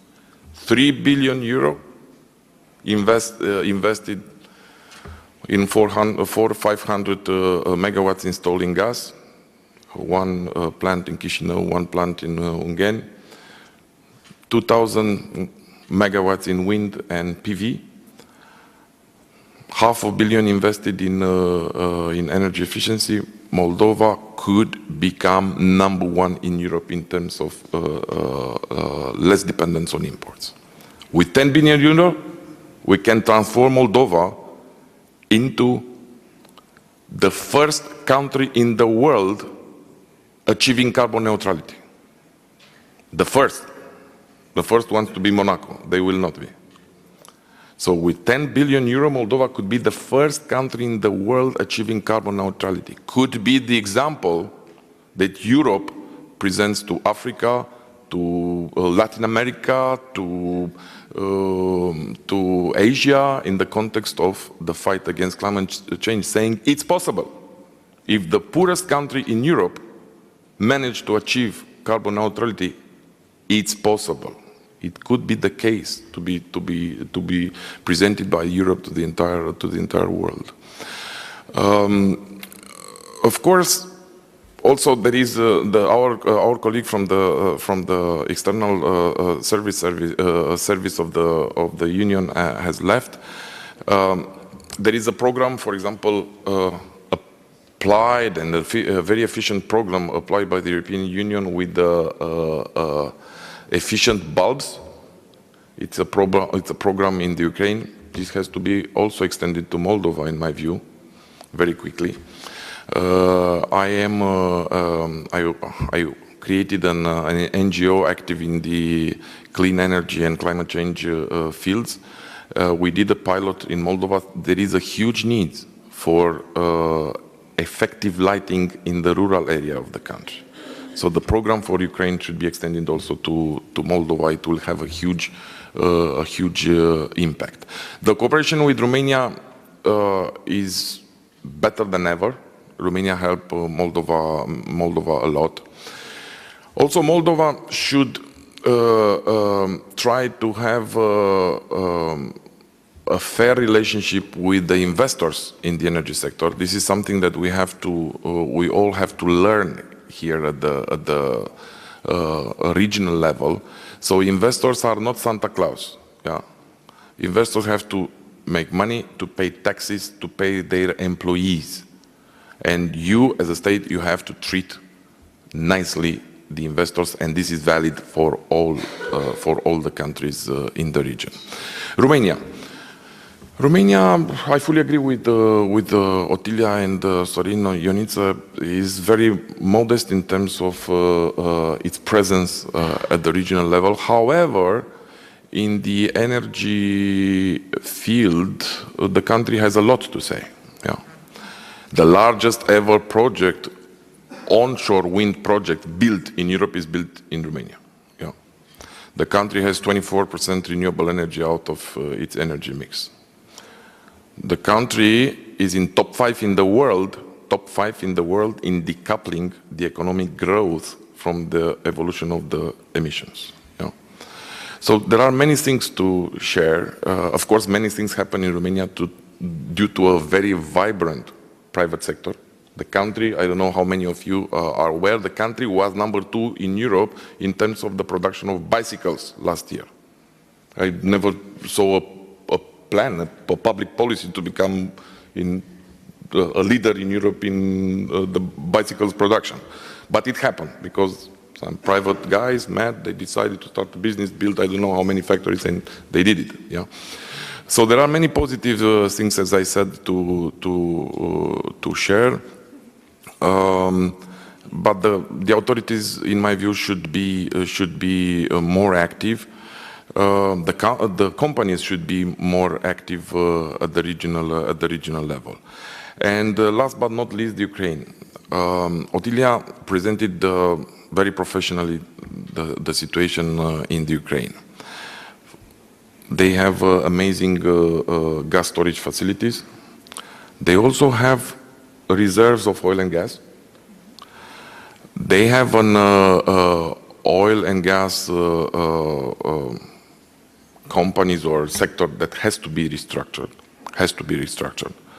All the experience, for example, of expert forum in terms of corporate governance and ethics are very useful lessons. So it's a lot to be improved there in terms of corporate governance. There is a huge potential in terms of wind, yeah, onshore and offshore. Probably here, because there are many talks about a reconstruction of the Ukraine after the war. Very important at this stage, for example, with the support of the EU, with the support eventually of some experts, to define a legal framework for the development of renewable energy in the Ukraine. So one major problem faced by investors in the renewable sector is bureaucracy. So you need many years to get the required permits. So you can work now to prepare the legal framework and to make it happen when you start the reconstruction, to make it happen in 1-2 years, not in 8-9 years as it happens in many parts of Europe. So there are many things that could be done now. One lesson from the war is it is the time for more decentralized production units.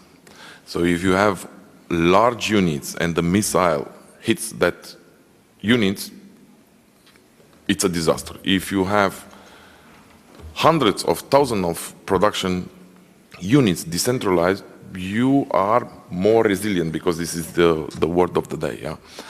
So this decentralization is something very, very important, and it will happen. In Romania, actually, the biggest investments happening in the last 2 years are the investments made by prosumers. Yeah, almost or more than 300 million euros invested in almost 300 new megawatts installed by prosumers. So decentralized units. And of course, it's a huge potential also in terms of energy efficiency. But this, of course, could be a subject for a plan after the end of the aggression. My expectations are also to see, because Otilia, you said, well, let's go step by step with the integration of the sectors. The energy sectors of both Moldova and Ukraine are integrated, or should be integrated, because they are part of the Energy Community Treaty in southeastern part of Europe. The idea in terms of legislation, they should have the similar legislation as the European countries. It's very important, again, good governance, rule of law, all the time respected. So we have to learn, and we have to all the time to be different than Putin. Yeah. Also, when we talk about Băstroie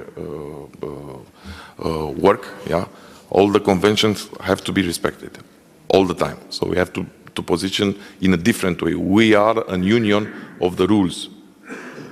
We are a union of the values. That makes us different in comparison with Putin, and we should never forget. We should never forget that. Otherwise, again, thank you for inviting me, and thank you for the debate, and thank you for the support given by your organization to the Ukraine, including the support given in the first day of the war for the people that needed support, and they entered Romania from the Ukraine due to the aggression. Thank you, Razvan. We'll get to that in a moment, but I just want to recall this episode, which was explained by Otilia briefly before. I hope one day somebody will write a book, or maybe Netflix will do a documentary about the moments, the days actually, last year, when Moldova and Ukraine were connected to the European electricity system, because indeed very few people know how complex these systems are. But there were some days with suspense there, because you disconnect. There is a leap of faith, as you said, because you disconnect from the old Soviet-style system, and then before you connect to the European Union, you don't know what's going to happen. You don't know how to balance these national systems, and if the Russian had stricken the very day, there would be a disaster, but they didn't. And the connection was okay, nothing bad happened, the system stayed balanced. And then in a few days they were connected to that happened last spring, so almost 1 year from now.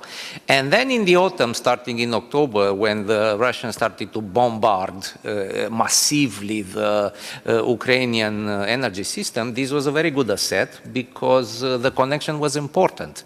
Without this shift, which was operated 6 months in advance, God knows what would have happened. So again, you know, this energy system for us lay people, it's something we don't notice, you know. When everything is okay, we don't notice. And that's a sign that things are running okay. And in spite of the destruction and the efforts made by Kremlin actually to destroy and shut off the lights in Ukraine, it didn't happen. I mean, it happens for shorter periods, but the system keeps rebalancing. And from time to time, last year, Ukraine even exported electricity on commercial terms, which is a very good arrangement. I mean, that's not aid. That's normal, economic relations inside the Europe. And that was just, a short vignette about this interesting episode that very few people know about. And now we are going to the two colleagues, and we start with, I suggest we start with Anton from Ukraine. Where is the pin? Pin is here. Anton, can you hear us? Important from the humanitarian or spiritual point of view, because knowing that people out there do support us, that we do the right thing and are on the right side of the history is extremely important to all of my fellow Ukrainians. So thank you so very much. We extremely appreciate your support and help. I would add a little bit to the discussion or to the comments on the NSOE connection that lasted. This connection happened exactly several hours before the full-scale attack, and people who were in charge actually saw the attack coming. And once the attack happened, they decided not to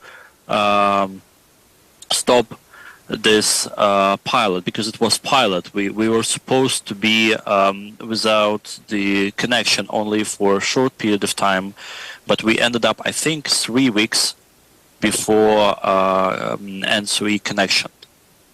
So this was a very important moment indeed, and very dramatical moment indeed. And I would add that Russians knew for sure that we were going to do this pilot, and they did everything they could to stop this or to use the situation. We had cyber attacks, we had various attempts to influence, including the attacks on the energy system as well. I mean, physical attacks. They were not so massive, not so dramatic, but they were very on spot, and Russians tried to use the situation, but they could not.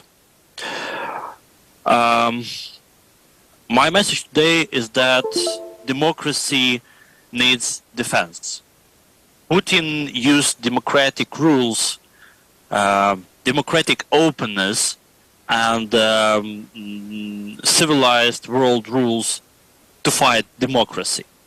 While we in the civilized world value competition based on rules and principles, he chose competition based on power. So it is not only a mere political observation, it is also the energy practice. So Putin has put corrupt money, as we all know, and brutal power in the form of blackmail against rules and principles, and he did not win. But what do we need to do to make sure that we win? First and foremost, as I've said, defend the democracy in energy specifically. How could we do that? Of course, by our diversity.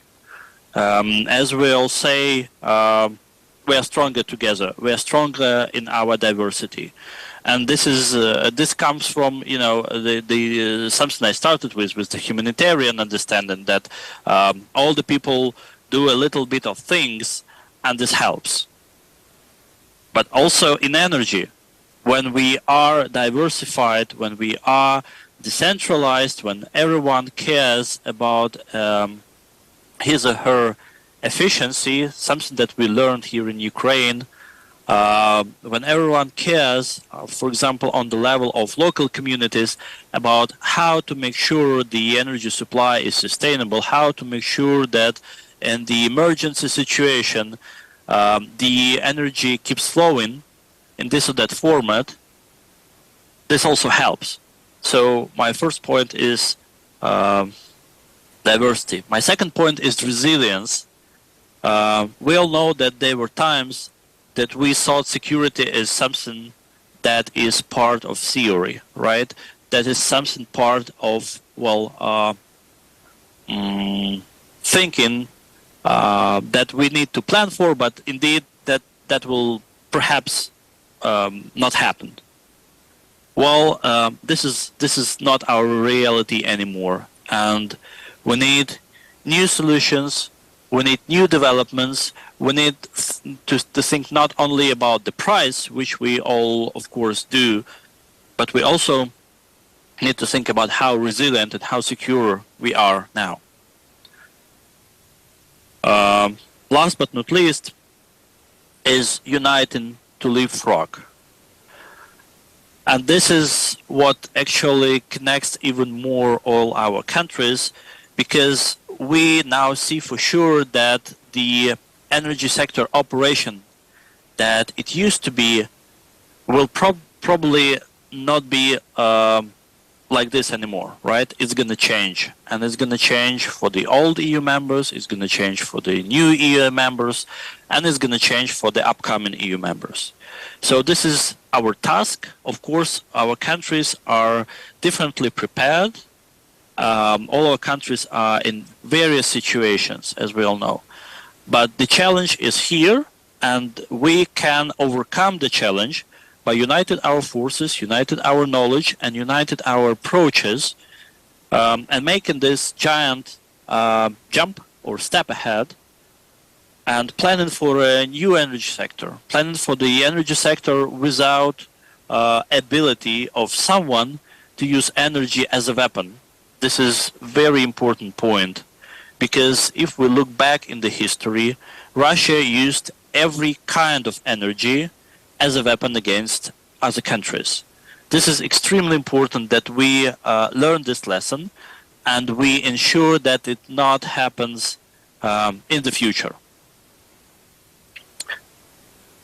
I'll probably talk a little bit, if I may, about something as solidarity.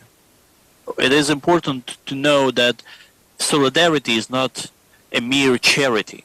We differentiate. Solidarity is security investment, if I may, right? Where we gain more than we give, and we value this opportunity when someone is able to just give and not to lose. This is very important these days, and this is very important that we keep this solidarity in this wartime and beyond, because it really matters. We all saw this.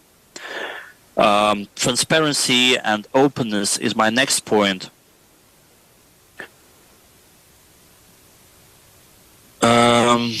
This is the ground actually for building trust, both between the people, between the countries, and inside the countries.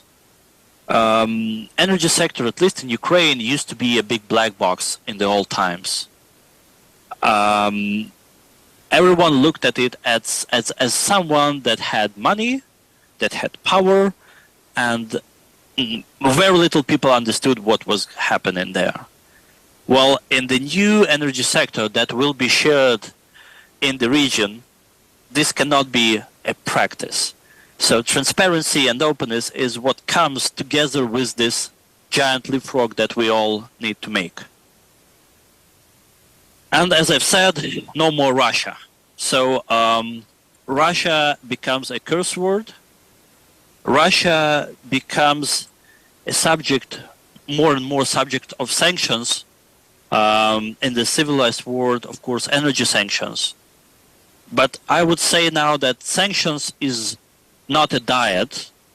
It is rather a way of living, a modern lifestyle, because after what Russia has done and the way Russia has used its energy, they have no right and should have no opportunity to make any euro or dollar on the energy assets. So if I may show just a few slides on the Green Deal. I know if I'm good on time, and just give me a hint. Anton, if you can summarize very briefly what is on the slides. I will do. So in my view, as Ukraine continues to fight, as we all actually continue to fight, because the civilized world contributes massively to what we do in Ukraine, we have to learn our lessons in the energy sector. Stay together. Do not anyone use the energy as a weapon, and start implementing this change to the energy sector of the future. It needs to become the energy sector of our today. But having this in mind, please keep a focus, keep an eye on energy security and resilience. This must not be a trade-off. And of course, I'm calling to open the accession negotiations for Ukraine and Moldova. of course, this is extremely important that we pursue this path, that we stay on track, and that we make our way forward no matter what. We showed we were able to do reforms in the time of war. We showed we were able to become even closer during the time of war. This is exactly what Putin did not want. This is exactly what we are going to do. We will win together, and thank you so very much for having me, and thank you so very much for all your great support. Thank you, Anton, and I hope you can stay with us further. We are also streamed live on Privesc.Eu. Now we move to Chișinău, where we have again a very old friend and expert in energy. Where do I find this pin? Add pin. Let's have both of them, right? Sergiu Tofilat from Watchdog Moldova, a very brave think tank, and Sergiu is an expert in energy. Sergiu, please unmute yourself and take the floor and stay with us as long as you can, because I know you are pressed for time. Okay. Hi, everyone. Thank you very much for hosting this event and uniting brilliant people from the neighboring countries to share our experience and our thoughts about the future of the energy sector, and not only. Getting back to Moldova, what's happening and what challenges we face in the recent time. Well, let's probably begin with infrastructure. If we speak about resilience and energy autonomy, yes, indeed, Moldova relies very much on import of both gas and electricity, but it's not the only country in the world who does it. So the key element, if we speak about strengthening the independence, or the autonomy and resilience, is the diversification, so that we won't be dependent anymore on a single source, and the building new generation, because what we have now is like the biggest generation facility, which is located in Chișinău, 240 megawatt combined heat and power plant. It operates an equipment produced in late 70s by the Russian energy holding Power Machines, which is now under sanctions. So obviously maintenance is a key challenge for us at present, because for now, for instance, out of 3 energy blocks, just 1 is operational, and we have big trouble to find the spare parts to repair it. And building a new generation facility doesn't happen overnight, so it takes time. First thing is having sufficient infrastructure, power lines and gas pipelines, so that we will be able to break the dependence on Russian gas.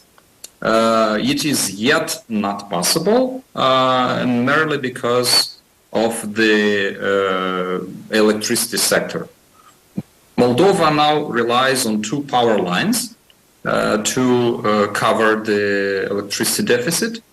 And one of them, which is the main one, we receive electricity from Europe, from Romania. It enters Moldova at the south, but it should cross Transnistrian breakaway region before reaching Chișinău, which is the main consumption area. So we still depend on that power plant located in the breakaway region, which operates on Russian gas. So basically, if we take away that power plant, the biggest challenge is that we might face rolling blackouts. So for the next 2 to 3 years, the number 1 target is to build additional power lines that will connect Moldova with Romania. On the gas side, we stay much better. Within the last 4 years, significant steps have been made to upgrade the infrastructure, to build additional pipelines, so that Moldova now is able to buy gas anywhere in the world. So the first step is to build additional infrastructure. But, however, we should take into account that First comes energy efficiency. As it was mentioned previously, we should concentrate on implementing energy efficiency projects because there is a huge work that has to be done, and I consider it one of the low-hanging fruits that can be used to improve the quality of life, to reduce the bills, to build resilience, and to reduce the CO2 emissions. This is merely the district heating sector in two key cities of Moldova, in Chișinău and the north in Belz. This should be the primary goal for the coming years. Besides infrastructure, we need also market rules, regulation, so that we would be able to attract new investments. This also should concern the procurement of gas and electricity. This has been a big challenge and a source of illicit income for those who have been in power in Moldova until recently. Because of lack of the regulation has made possible a number of corruption schemes and the embezzlement of funds, and the costs have been put on the consumers in the consumers' bills. A key thing I would like to outline here is the communication. We saw how lack of communication can undermine the credibility of the government, and since we are in a hybrid war Russia conducts against Moldova for years, and it has been amplified in the recent period, communication is crucial if we want to maintain the credibility of the government. And on energy sector, the previous government has failed to properly communicate. And even the expertise in civil society cannot substitute entirely the mismanagement in communication. So what I expect from the new government is to pay more attention on that. We have a new ministry recently created, so the energy sector has been so for energy sector was dedicated a special ministry, which hasn't been until recently. The challenge is that yes, the new minister, my good friend and colleague, he has excellent knowledge, but the problem is that we have lack of personnel and low wages, so we need to build this new energy ministry from scratch, and it will take some time, but at least we are confident that it's gonna be a significant change. And besides, I would like to underline two additional challenges. So one also deals with internal one. It's the investigative bodies, because clearing the system and making fair market rules comes with also investigating the corruption schemes and assuring or enforcing proper rules for everyone.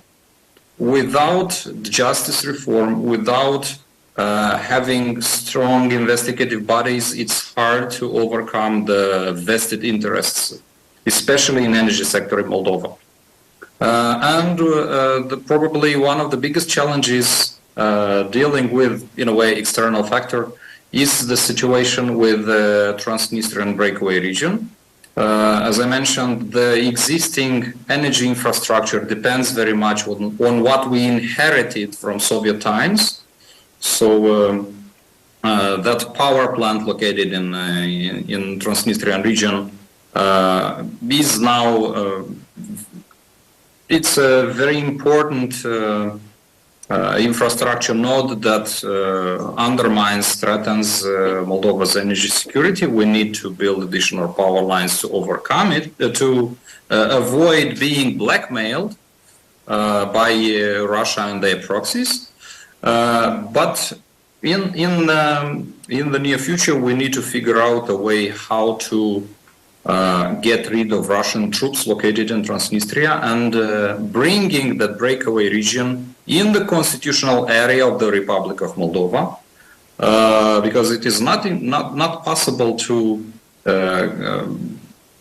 create free market having a big generation facility which doesn't pay for its gas, and nobody can compete with such a big generation facility having huge advantages and being backed by Moscow. So this means we need to figure out a reintegration plan on how we can bring Transnistria in the constitutional area of the Republic of Moldova. Probably here the best experience would be Germany, who in a way has gone through such a process some 30 years ago, so probably they can share some experience with us. I will stop here. Thank you very much, and I would stay probably a couple more minutes here. Thank you very much, Sergiu. Yes, stay with us as much as we can. We'll come back to energy issues in the Q&A session, which is at the end. I didn't forget about it. But I suggest now we move to something a little bit lighter, and that's coming back to the Eastern Partnership issues, the role of civil society in supporting, in creating resilience in our countries. I'm inviting now our colleagues, Luca and Radu. I will introduce them a little bit later, but I'm inviting them to sit in the panel, actually. And I have my own very, very brief presentation, so until you gentlemen take your seats. So I said that I want to point out again how important is to preserve the mechanisms which exist in Eastern Europe, like Eastern partnerships. Moldova and Ukraine being part of it.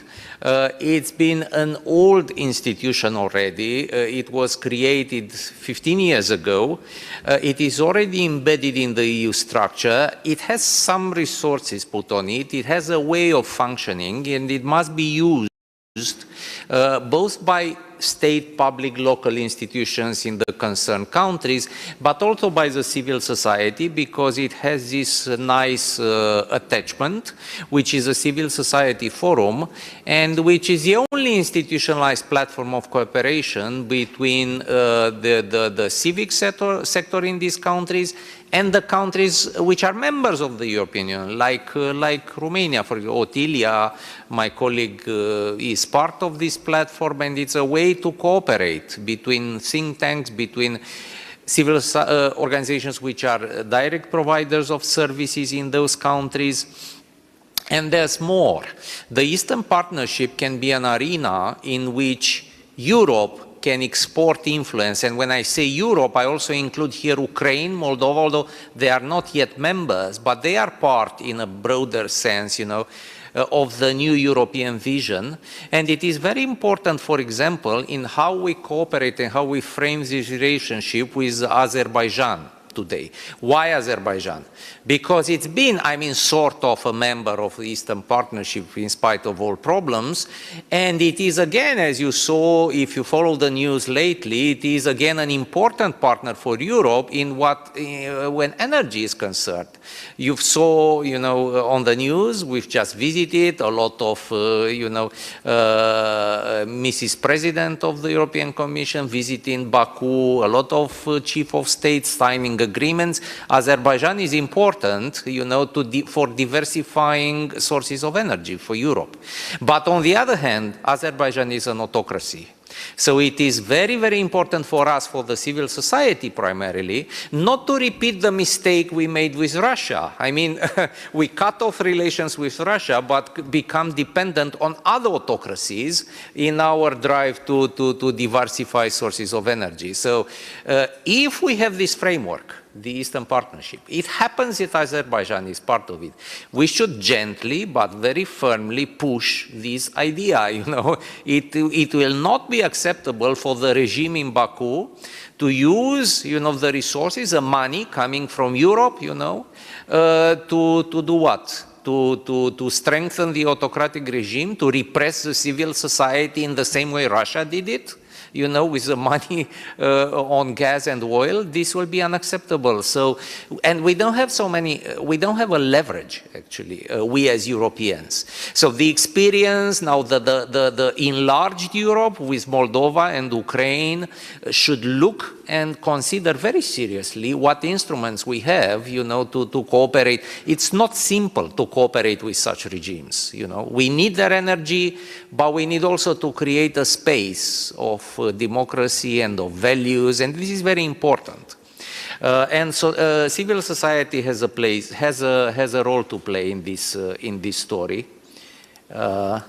And now, since we are talking so much about civil society, let me just put on the screen what we at EFOR have done. Is just, if you want, a brief verbatim of a summary of our support in the past year, because we started from the very first day, because in a way or another we had been present in Ukraine in the last years, either as consultants, because we have friends, civil society, in Kyiv, in Odessa. So from the very first day we started to collect aid, and by the way, when you scan the QR code, among other things, you also see links to a site with donations from EFOR. We did it from the very first day, so we collect donations for Ukraine. It's a dedicated link. And another one, general donations from your personal income tax. You know how the system functions in Romania. You can divert part of your tax very legally to EFOR, and we will use it mostly, to cooperate with colleagues in the East. So what we did, in 1 year, donations, we had almost 250,000 euro received in donations in many forms, inside Romania or from the diaspora, or many people contributed in many ways. And we also had about 50,000 euro in kind, so we received also goods, donations from companies in Romania, everything. So all these resources were used from the very first day, primarily to ship humanitarian aid into Ukraine, because yes, we also assist people who are refugees in Romania, but compared to Poland, or compared even to Moldova on a per capita basis, we don't have so many Ukrainian refugees present in Romania. There are some, probably a little bit more than 100,000, but this is not very much. If you look at Ukraine or Poland, but we realize that big need is inside Ukraine, in the East, but also in the West, where there are internally displaced persons, and then the local governments and civil society was struggling to assist them. So it is very important to this day, and it will still be for the whole year, I suppose, to try to assist them with what they need. And this is what we plan to do.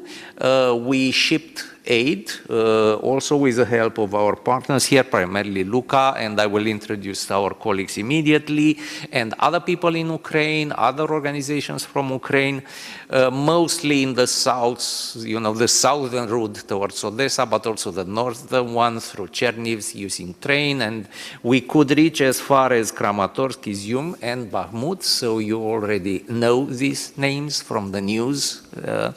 And we have, communities there where aid is going, and we have a couple of photos. What I'm showing here is a printed report. So if you download the PDF, you'll have everything like here. These are pictures that they send us from when the aid gets there, because we also need to justify to donors what we did with their support. And I will close it down and pass the floor now. We have Luca Ciubotaru, who is from the northern part of Romania, a very brave NGO, which is called Rădăuțiul Civic. He's from Rădăuți, Suceava County. And they were very instrumental, actually, in especially with collecting the aid, but also transporting aid into Ukraine from the very first days when the situation was very uncertain. It is not so easy, actually. And they were, they are a very good example of why the civil society was much more effective, I would say, than the Romanian state, I mean the public institutions, in doing that. I mean the quantity that they transported is unbelievable, and they took also some risks, because if you remember last spring, you didn't know exactly where bombs were falling. There were bombardments from time to time, even in Lviv, in Khmelnytsky, and these were the places which we used as a hub, actually, to ship. And they also collected their own vast quantities of aid. So Luca will also make a presentation, and I'm asking my colleague Madalina to help me put the photos on the screen when Luca will speak. And then we will have Radu Hosu, who is an emerging celebrity already in Romania, because, well, Luca and us, we are doing the soft stuff, so we ship over mostly humanitarian aid. Radu is doing the hard stuff, so he is going actually to the Eastern Front with hardware. And this is quite something, because there are not so many people who are able to do that. So let's take them in turns. So Luca will speak first, and I'm trying actually to get to this USB drive and put Radouțiu Civic, right? Which one should I put on the screen? I have several files. We don't know exactly. This one? Yeah, I think that's one. Or this one? Yeah, it's the first one. The first one. Yeah, it's the first one. I hope there's no sound on it, because then we will not hear you. So, okay. Yeah. Thank you, dear organizers. Distinguished request. I'm honored to be here, although the context that brought us together is not a positive one.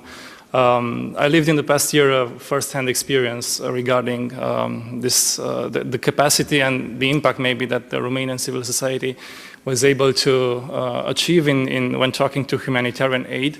And in the background, you will see some photos from this effort. I will briefly share some of the experiences and what was behind that work, and how Romanian civil society, at least especially in smaller communities, was able to mobilize and have a big impact at the right time. And at the same time, some lessons learned, because we're talking here about building resilience with the help of the civil society. Which is actually, we're talking about societal resilience, the reaction of a whole society, not just individuals or groups when we face a crisis. In the northeast of Romania, where we call it a civic desert, in 2017 this organization was founded with a clear purpose to promote democratic values and to promote civic engagement. I remember that in the first day of war, my colleagues just filled their trunks, the car trunks, and they went at the border of Siret, as we were based at 20 kilometers from the border of Siret, very close to the busiest crossing point in Romania. It was a total chaos, because in the beginning everybody was willing to help, but there were no flows, there were no organized flows for welcoming the displaced persons, or placing them, or informing them, or orient them for the services that were prepared in Romania. And afterwards, we focused on three main directions. One was to welcome the people in the north of Romania at the borders. The second one was to develop a humanitarian aid hub, because there was already a growing demand from Ukrainian communities, especially smaller communities that were not reached by the big flows of humanitarian aid. And at the same time, there was an offer and a support coming from Romania, or even from Western countries, but there was a need to connect those two resources. So we just created a humanitarian aid hub, from which we were able to send so far about 200 shipments to Ukraine, from Ivano-Frankivsk to Kramatorsk, or even to Donbas region, even to liberated Izium. I remember some pictures where those civilians were they just experienced the liberation of the area, and we reached that destination 1 week after. with some food items in that part. And at the same time, there was a need to organize this logistic chain. We were very lucky to be able to partner very quickly with Ukrainian NGOs that had their own network and helped us reach those communities, because it was very hard to do it otherwise from a Romanian community. And this solidarity was amazing. We even had volunteers coming from US or from Portugal that were willing to stay for, I don't know, a few weeks in Romania and to volunteer for such a cause. And at the same time, there was another dimension related to supporting the local communities. I remember in March 2022, there was a wave of 10,000 Indian students that were coming from Ukrainian universities, and suddenly local authorities had to host hundreds of people in their facilities, and we needed to find transportation as quick as possible in connection with, I know, embassies and other actors. Coming to the lessons learned, and maybe a few reasons why the civic engagement is very related to building resilience in communities. Firstly, I think this ability and maybe the capacity of having a quick response was also due to the work we did in the past years of building that community, of creating links, of acknowledging the people and the skills they have, so you can know how to react as quick as possible and to know who's the right person in the right place when you develop such an effort. In total, our humanitarian hub reached over 1,100 tons of aid, reaching over 40 destinations. And the total number of, in a few days, we will have 1 year of continuous presence. In the first months, there were shifts of 8 hours per day, and a non-stop presence at the border to welcome the people there.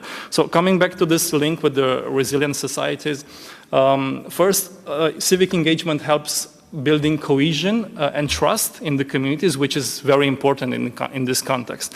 It's actually crucial. Secondly, it promotes accountability and responsibility of those local actors. And also, it helps the people to understand their capacity to either push for better standards, to push the authorities to do more. Even in the first months, we even advocated for better organized flows at the border. And at the same time, I think it can provide a much needed counterweight to disinformation, populist or even extremist movements, because those civic leaders will be able to counter those narratives and will be able to do even some fact checking if they're on the ground and they see all the activity done there. Last but not least, talking about the lessons learned, I think after the COVID crisis, it was the second time when the region, in our region, for example, all the civil society came together and it understood that it has a common purpose. People start getting to know more each another. And at the same time, these are some long-lasting ties. The partnership we are able to build with the help of Expert Forum and other national and international partners with the Ukrainian civil society, there are some long-lasting ties, because this war doesn't seem to be over in a couple of months, and these ties need to be used at their maximum potential to connect the resources, most of all. In the end, all the work that you see on that infographic, they are not just numbers. After all, it's about resisting and doing some efforts for our democracy and for values that brought us together. So I think the support for the civil society organization is crucial, because if we look at the presence of the Romanian organizations that are still active in the humanitarian effort, I think it reached now 1/10 of the effort that was done in the first months. So the continuous support for the Romanian civil society is crucial, as the demands in Ukraine have grown. They did not stop. We receive even daily mails from communities, from NGOs, from hospitals, from local authorities that say we still have those needs, we still need that support. So in the end, let us just continue to work together and maybe foster the partnerships that were built in the past months. Thank you. Okay, thank you, Luca. Actually, this is also a splendid example that the civil society in Romania is not just in Bucharest or in the big cities, but also in the small localities in territory like Rădăuți up north, near the border with Ukraine. And then, yeah, their NGO is probably one of the most effective today in terms of helping with support for Ukraine. So, if you consider donate, have them in mind as well, Rădăuțiu Civic. And now, Radu, let's move to you. What can you tell us? You are straight back from Bakhmut, from the front. This time from Kiev. This time from Kiev. Yeah. But, and let me find your... The next one, yeah. So I didn't prepare too much on the slides. Thank you. Hello to everybody. My name is Radu Hosu. I'm 36 old. I wish I would be 26. Yeah. And I started to write summaries about the war in 26th of February, and that made me an influencer on Facebook because everybody wanted to read the summaries of what's happening on the front. Why is that? Probably because there was a need of very simple, concise information, not to stay 3-4 hours on Twitter and Telegram and on Facebook on different news outlets to find what's happening in East and in South and in North and in Kiev and stuff like that. And I was doing summaries like this. And I started to gather donations on my Facebook page back in August, and so far I reached about 400,000 euros. Basically, from what I read in the media, I am the biggest private donor from Romania to Ukraine. So because I'm not an NGO and I don't work through an NGO. And I have bought 20 cars for the military, off-road cars that I serviced them because they had to be in perfect good shape for the military. I transported about 40-50 tons to the civilians in the Eastern Front. I've stayed on the Eastern Front on the contact line for about 2.5 months, under the shelling, of course, in the trenches. Maybe there are some pictures over there, I think, with the trenches. This is Misha, is a Ukrainian soldier on the Eastern Front. This is pictures from my meetings with President Zelensky's consultants, Mr. Mihailo Podolyak and Alexei Arestovich. We met speaking about how we can help more and more Ukraine from the civil society side. And I think this is the first war that I can call that a part of it is the war of volunteers, meaning that a lot of volunteers around the world helped a lot. So it is a big chunk of the help for the civilians and including the military, meaning non-lethal aid. Was gathered by the civilians, by the volunteers, by the NGOs from Romania, Poland, mostly Europe, and of course the United States of America. And I think this is the first war where we can see such a big implication from the civil society, from the countries around the world, helping Ukraine to resist the unlawful, unjust, brutal, and I don't know what to say, invasion. How to call it? Terrorist invasion. Terrorist invasion, because it is a terror invasion, not just a military invasion. It's a terror invasion. I've been to Bakhmut 3 times. Last time I drove myself a fire truck to the fire brigade over there. Under the bombs, under the shelling, I made a calculus from what I recorded with my GoPro and with my phone, and it was about 40 shells a minute that was dropping around us at that time. So 40 per minute, that's the medium. We had minutes that were even more, so 1 shell per second or something like that. But it's important to do it, because now I just received, like you said, that there are a lot of organizations that they are still need help.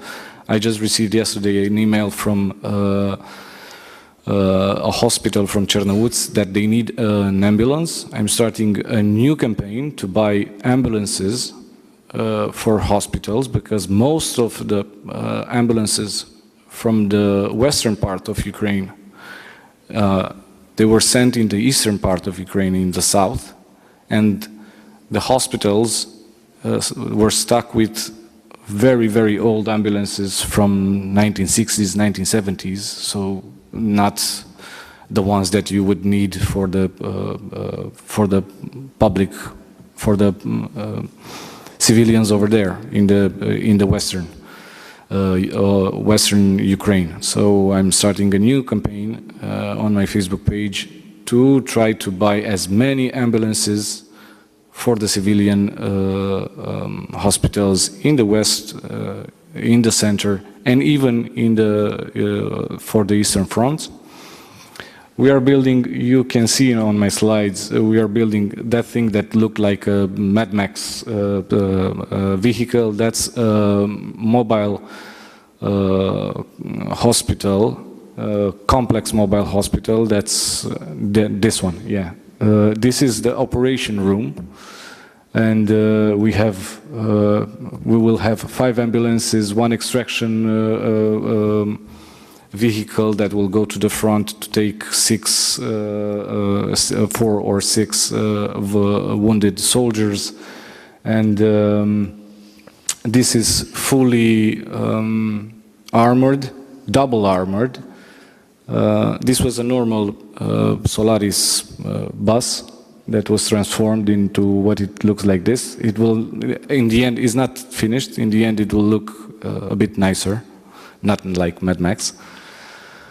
And they will be able to do about 4 surgeries at a time inside of this bus. That means that it will save a lot of Ukrainian lives, and it will not only help the soldiers, but it will help the civilians in the front too. So, because we know that in the Eastern Front and in the Southern Front and in Donbass, civilians are suffering too from the shelling.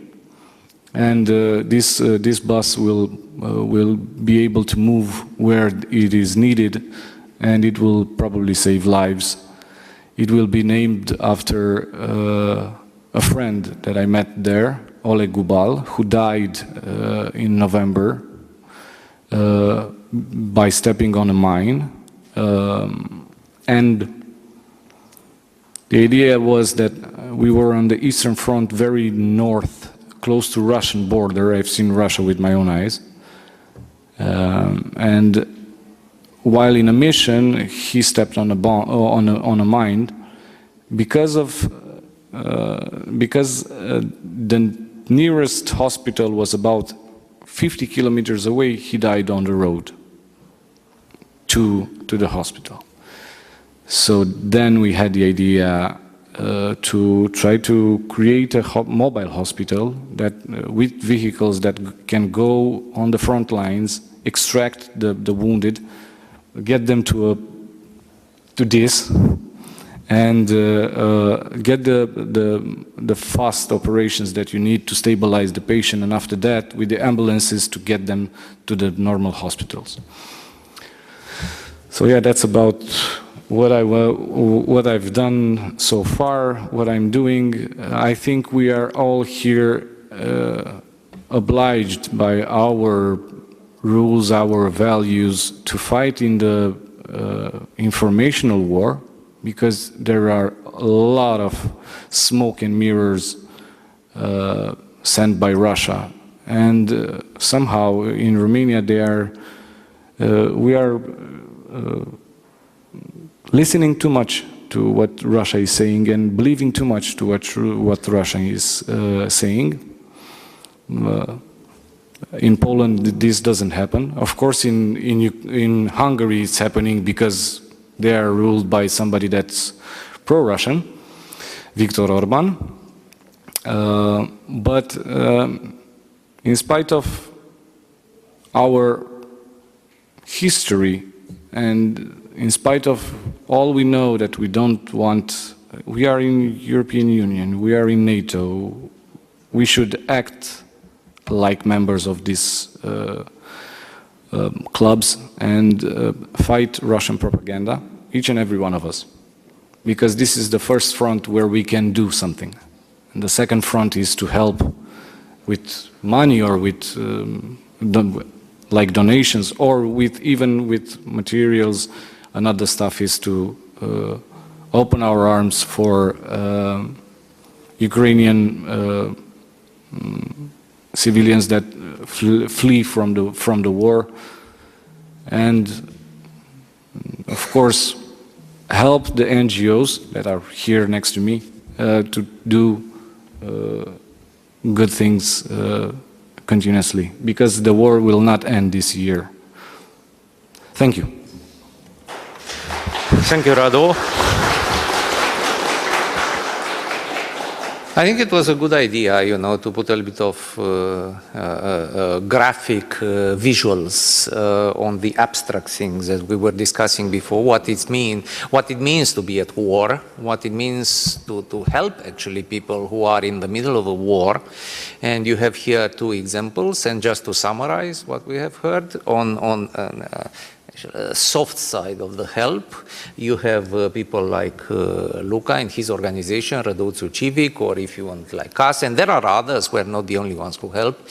But one lesson that we learned in 1 year is that the best way to help people in Ukraine is to have good contacts there, either in the private sector, NGOs, friends that you might have, or even public institutions. We, for example, have a continuous partnership with Odessa Rayon in the south, or in the north, in Chernivtsi, or in Khmelnytsky, where you have people, and it's good when you prepare a package of it, when you collect donations, not to collect whatever and throw it there, you know, in the hope that they will sort it out and make use of it, because it's very difficult, but have list of needs from them in the first place and try to respond to what they need.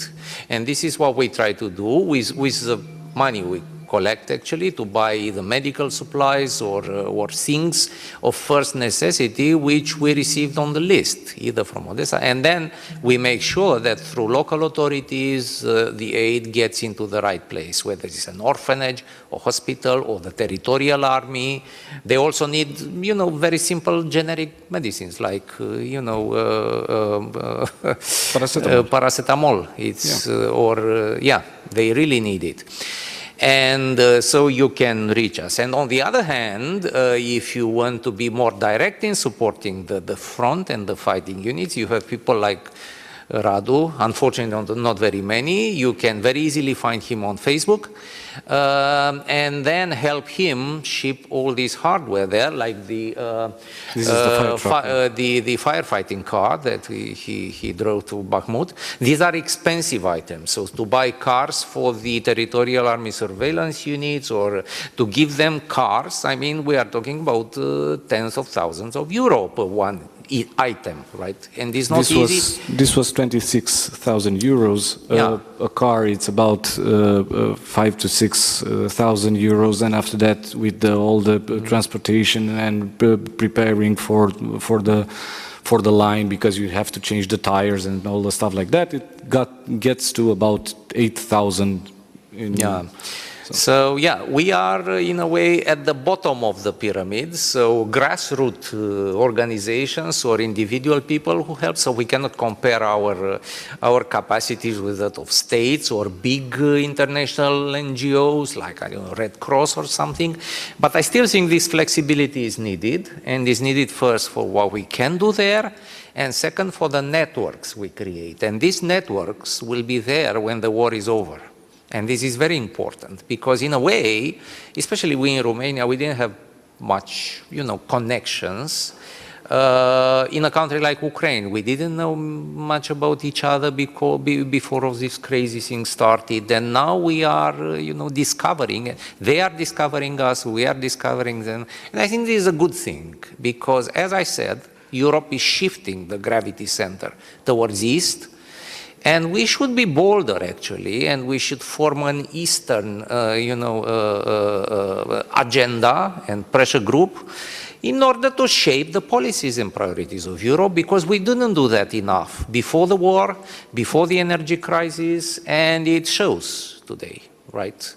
And this is one lesson I wanted to end up with, and in this respect, we have the institutions and the platform, like the Eastern Partnership, but we also have these, private networks of people, NGOs, donors, companies, and we will need it because when the war is over, there will be a huge reconstruction effort in the region, which involves primarily Ukraine, but also in countries like Moldova. We have to see what's happening with Transnistria. So there will be space for Europe, actually, to become more active in this part of the world, which was, for decades, cut off, from the rest of Europe.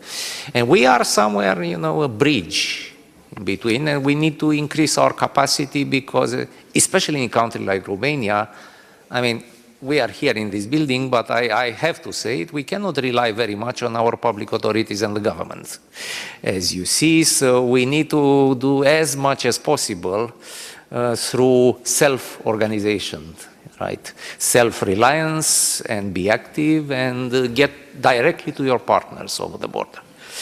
I think we should stop here with the presentation, but we remain here, and as I promised, let's have a few interventions from the room. It can be about what we discussed now, or it can be about the energy issues.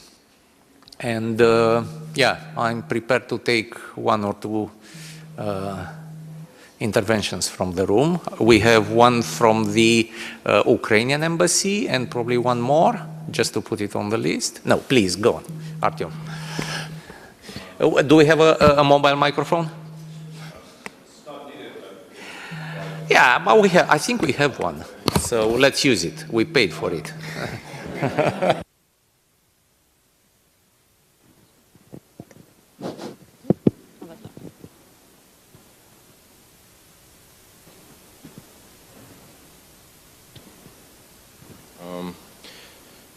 Greetings, everyone. My name is Artem Voitechin. I am from the Embassy of Ukraine to Romania. And I've come 10 days ago from Kiev, from Irpin. I don't have any questions. The only thing I want to say is to express eternal gratitude to the Romanian people, to the Romanian government, and to the Romanian NGOs. Mr. Hasso, it's an honor to meet you. You're already a legend in Ukraine, I'd say. Every effort which you make here, it's not widespread in Romania, but in Ukraine it's on television and it's social media, the Ukrainian social media constantly. And to reiterate on the energy issue, I would like to say that what Mr. Sorin Ioanidze said about decentralization, it is 100% true. We managed to cope with a huge problem, humanitarian problem, and productivity problem, and maintenance problem. For example, the hospitals were out of energy, first by the enormous effort of the central government bodies, like the Ministry of Energy and the state enterprises, but second and most important was the effort of the local bodies, which coordinated without any motivation from Kiev. So everybody moved very fast without waiting for any order or advice. And yes, the same happened with the humanitarian help, which I was also very thankful for. I have no questions whatsoever. A very good meeting, a very good report. I thank you all again. That's it. Thank you. Actually, we also have to praise the Ukrainian embassy, which in a way, in some respects is special. For example, there's a lot of staff who speaks excellent Romanian. We had contact with them from the very first day of last year, and they were instrumental in creating contacts for us as well.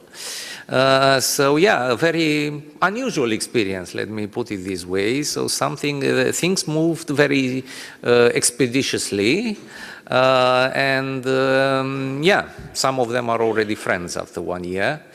But yeah, we already have contacts in the Ukrainian local administration, in oblasts, in rayons, and this is very, very useful actually, because in this way you can go directly there and be effective with your aid. Somebody else from the room, interventions? We have one here. Yeah, let's take them one by one. The lady here. But don't forget about the subject, the energy subject. So, because I want to ask about energy. For Mrs. Otilia Nutsu, do you think that Russia will become completely irrelevant for the energy sector in Europe? And if we will stop imports from Russia altogether, the whole EU, do you think it will happen and when? Yes, I'll take this microphone because it's easier. Yes, I think it will become irrelevant and probably much faster than 2027 that we thought sometime in May. Simply because Russia itself destroyed its market. So when you face the option of not receiving gas, even though you have a contract and you have met all your conditions in a contract, that means you need to find an alternative source. Otherwise, you just cannot rely on that supplier. And this is what happened. In Germany, the explosion of Nord Stream 1, was also, let's say, cutting the cord by which Germany could be supplied physically. And we saw also that Russia didn't want to supply those quantities of gas, even though it could have done it using the Ukrainian transit, right? Like they did before 2011, Ukraine and Belarus. So I think because we see what happened this year, because of Russia also showing itself even to its commercial partners who always said that business is business and it's something different from politics, but they presented themselves as a totally unreliable supplier, I don't think there is any way to go back.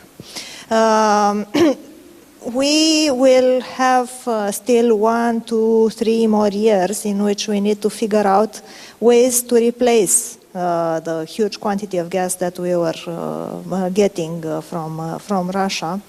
But we will do that by a combination. Gas from Azerbaijan, more gas from Norway, LNG and so on, but also energy efficiency, replacement of gas fired with other sorts of electricity, and so fuel substitution as well. So it's going to be a little bit complicated.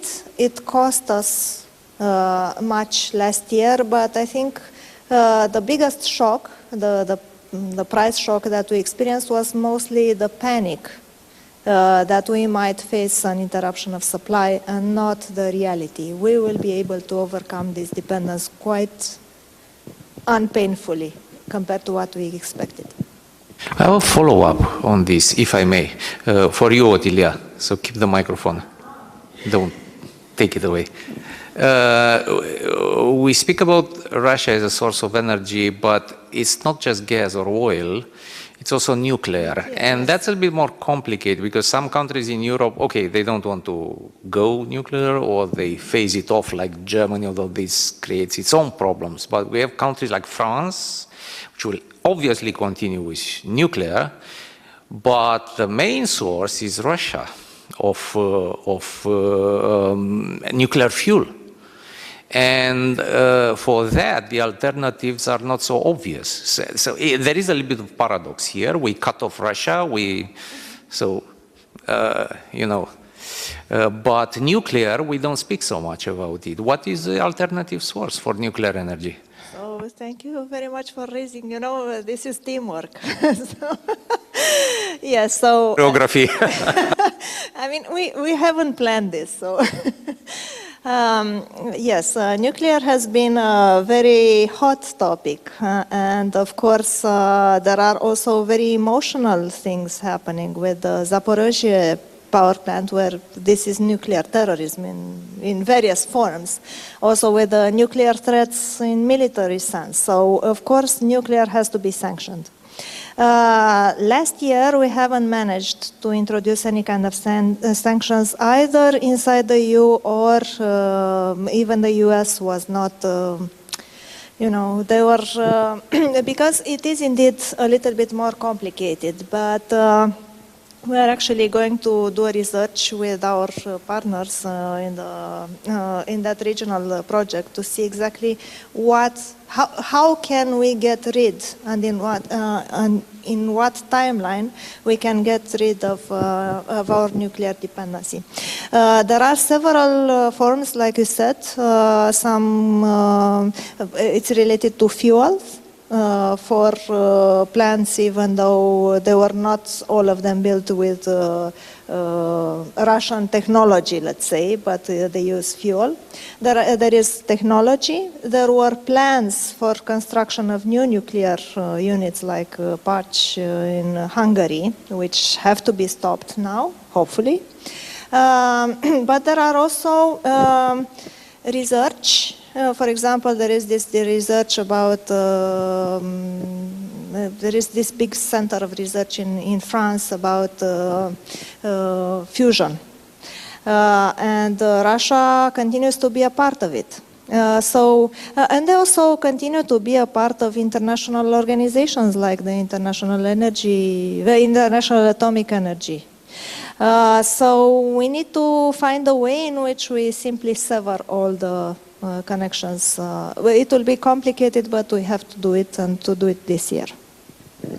Yeah, it looks like, nuclear, well, with technology it's more simple because you say no more new plants with Russian technology, so that's it. But about fuel and the cooperation in international institutions, that's a bit more difficult. We'll have to have a separate discussion. In Europe, separate from oil and gas, we'll need to discuss, what does it mean, what is the future of Rosatom or their big company, whether they where they invested, they need to, probably they supply maintenance in the existing plants built with their technology. So cutting off looks to me as an amateur a little bit more difficult even more than gas. Well, even 3 years ago, if you ask somebody in Germany, they say it's impossible to give up Russian gas because the whole industry will collapse. The chemical industry in Germany, everything will come cracking down, bust, and everyone, and it didn't.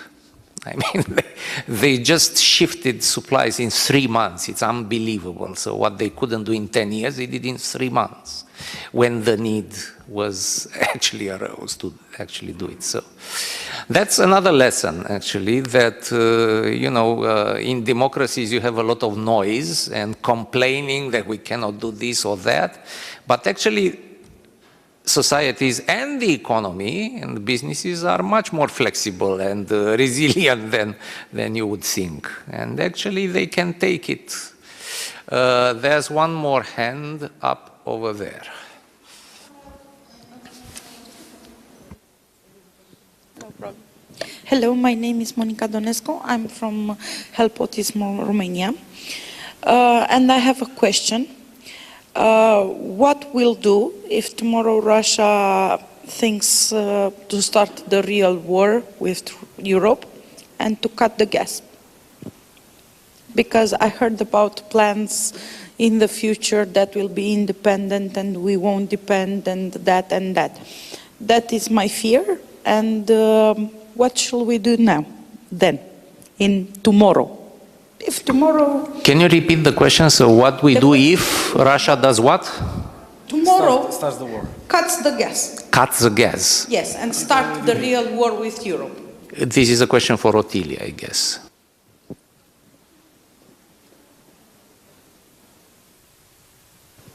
Well, they did already. The good news is it happened already, Yes. so and you didn't notice. Yeah, so, yeah, no, they did. They did. So actually, if you, I don't have the PowerPoint, yeah. So if you look at, I had a small graph in which we looked at how much gas we are buying now from Russia compared to what we did just a year and a half ago. Yeah. Yes. What happened, the reason why we had that huge shock in August last year was that there was a panic. What happens if Russia completely cuts the gas and we don't have enough time to fill our storage for winter? And that was a moment of panic of few days. Then we realized that, okay, come on. We are on the good track of filling our gas storage. We find gas from other sources. We bought more LNG from US, from Qatar, from wherever. And then this year is even better because we start already this year with a lot of gas in storage compared to 3-4 years ago. Yes. So even if they cut now completely the gas, that means we will have to find some 10-20% of the gas that we would have bought 3 years ago. And we can cope with that. Of course, what you see in your bills and in the inflation, because I saw there was a question also about the inflation, it's a combination of the fact that indeed there was a shortage of energy. Yes, this is why prices go, because there is a shortage of energy and people and businesses compete to get the limited source of energy. What happened was that this year, I mean in 2022, the prices constrained very much the consumption. And that, since many governments gave money to the people, most of the consumption reduction came from industries.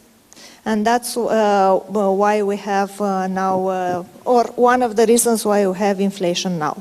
But this is a shock that has been absorbed in large part already last year. We are still going to be in the woods for 1 or 2 more years, but not as we saw last year.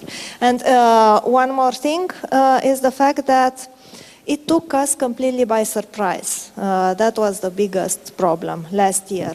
We were completely unprepared to deal with mentally with the idea that what happens if tomorrow we won't have gas from Russia, or what happens if they start a war. We were completely unprepared to deal with this. Now we are much more prepared, and we found ways to find alternatives. Radu, do you want to add something on the fighting side about the war? What if they escalate further the war? I think that was a question. That was the question. The second part of the question is if Russia declares war on Europe, right? It's kind of hard to see Russia that it has kind of depleted its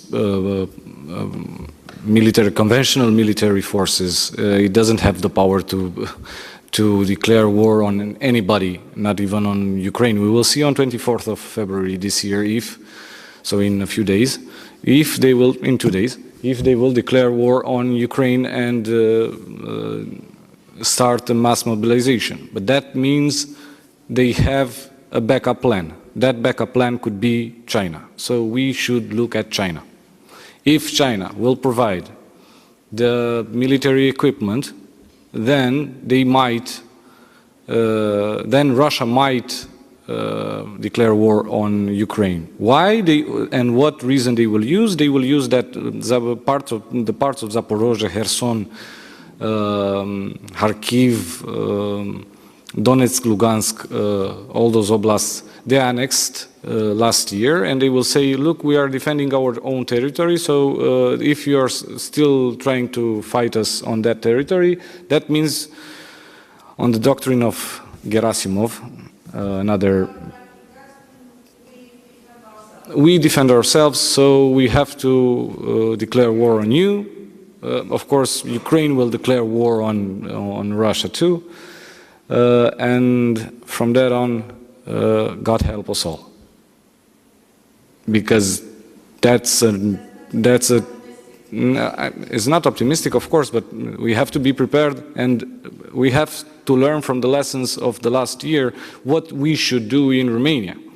That means we have to rise up our defenses on the informational war, everything that's called hybrid war, you know, informational war, cyber war, and of course we need to get it up with the...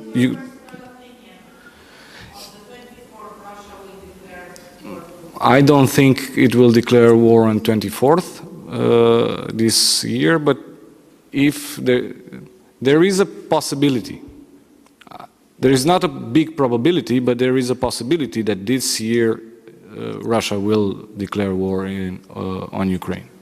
But there is not a big probability.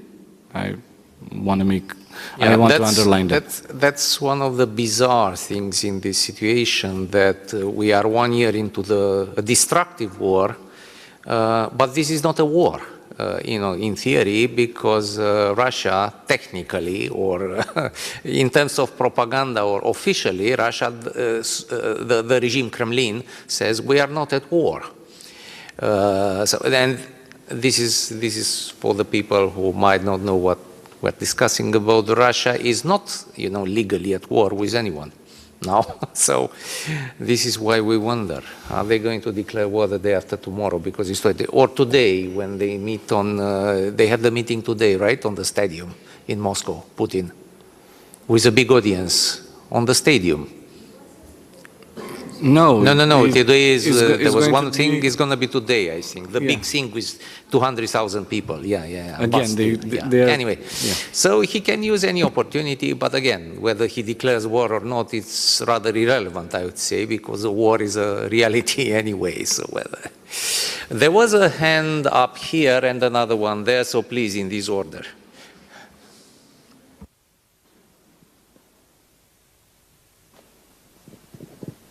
Yes. So thank you.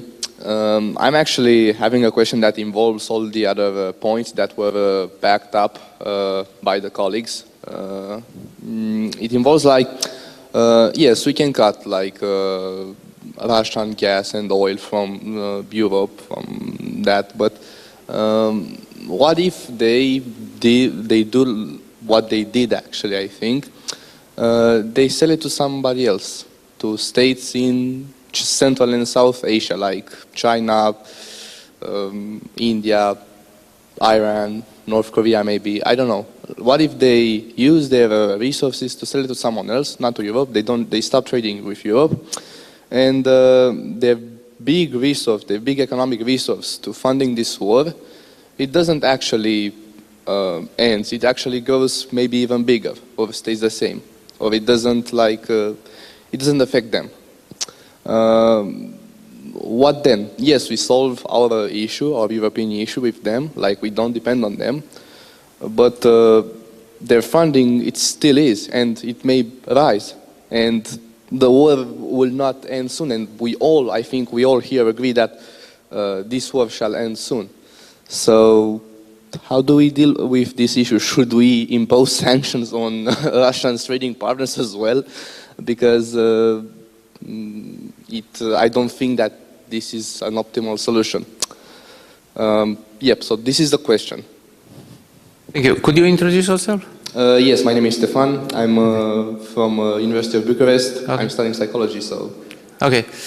Can we take the question too, and then probably we see if there's some synergies in answering? No, there are no okay. synergies at all. Go on. My question was about the energy, not focused on Russia, but I wanted to know, due to the fact that we have changed our sources, we're buying much more energy from countries, as we said, like Azerbaijan. And I wanted to know what can European institutions do toward these countries.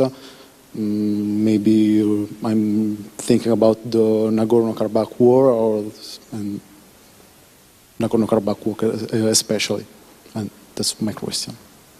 Okay, they both seems to be more or less for Ottilia, because they are about energy, but if I can venture to the first one, and then Ottilia will correct me if I'm wrong, what you put as a hypothesis is already happening. So to some extent, Russia is already diverting, the export of energy resources.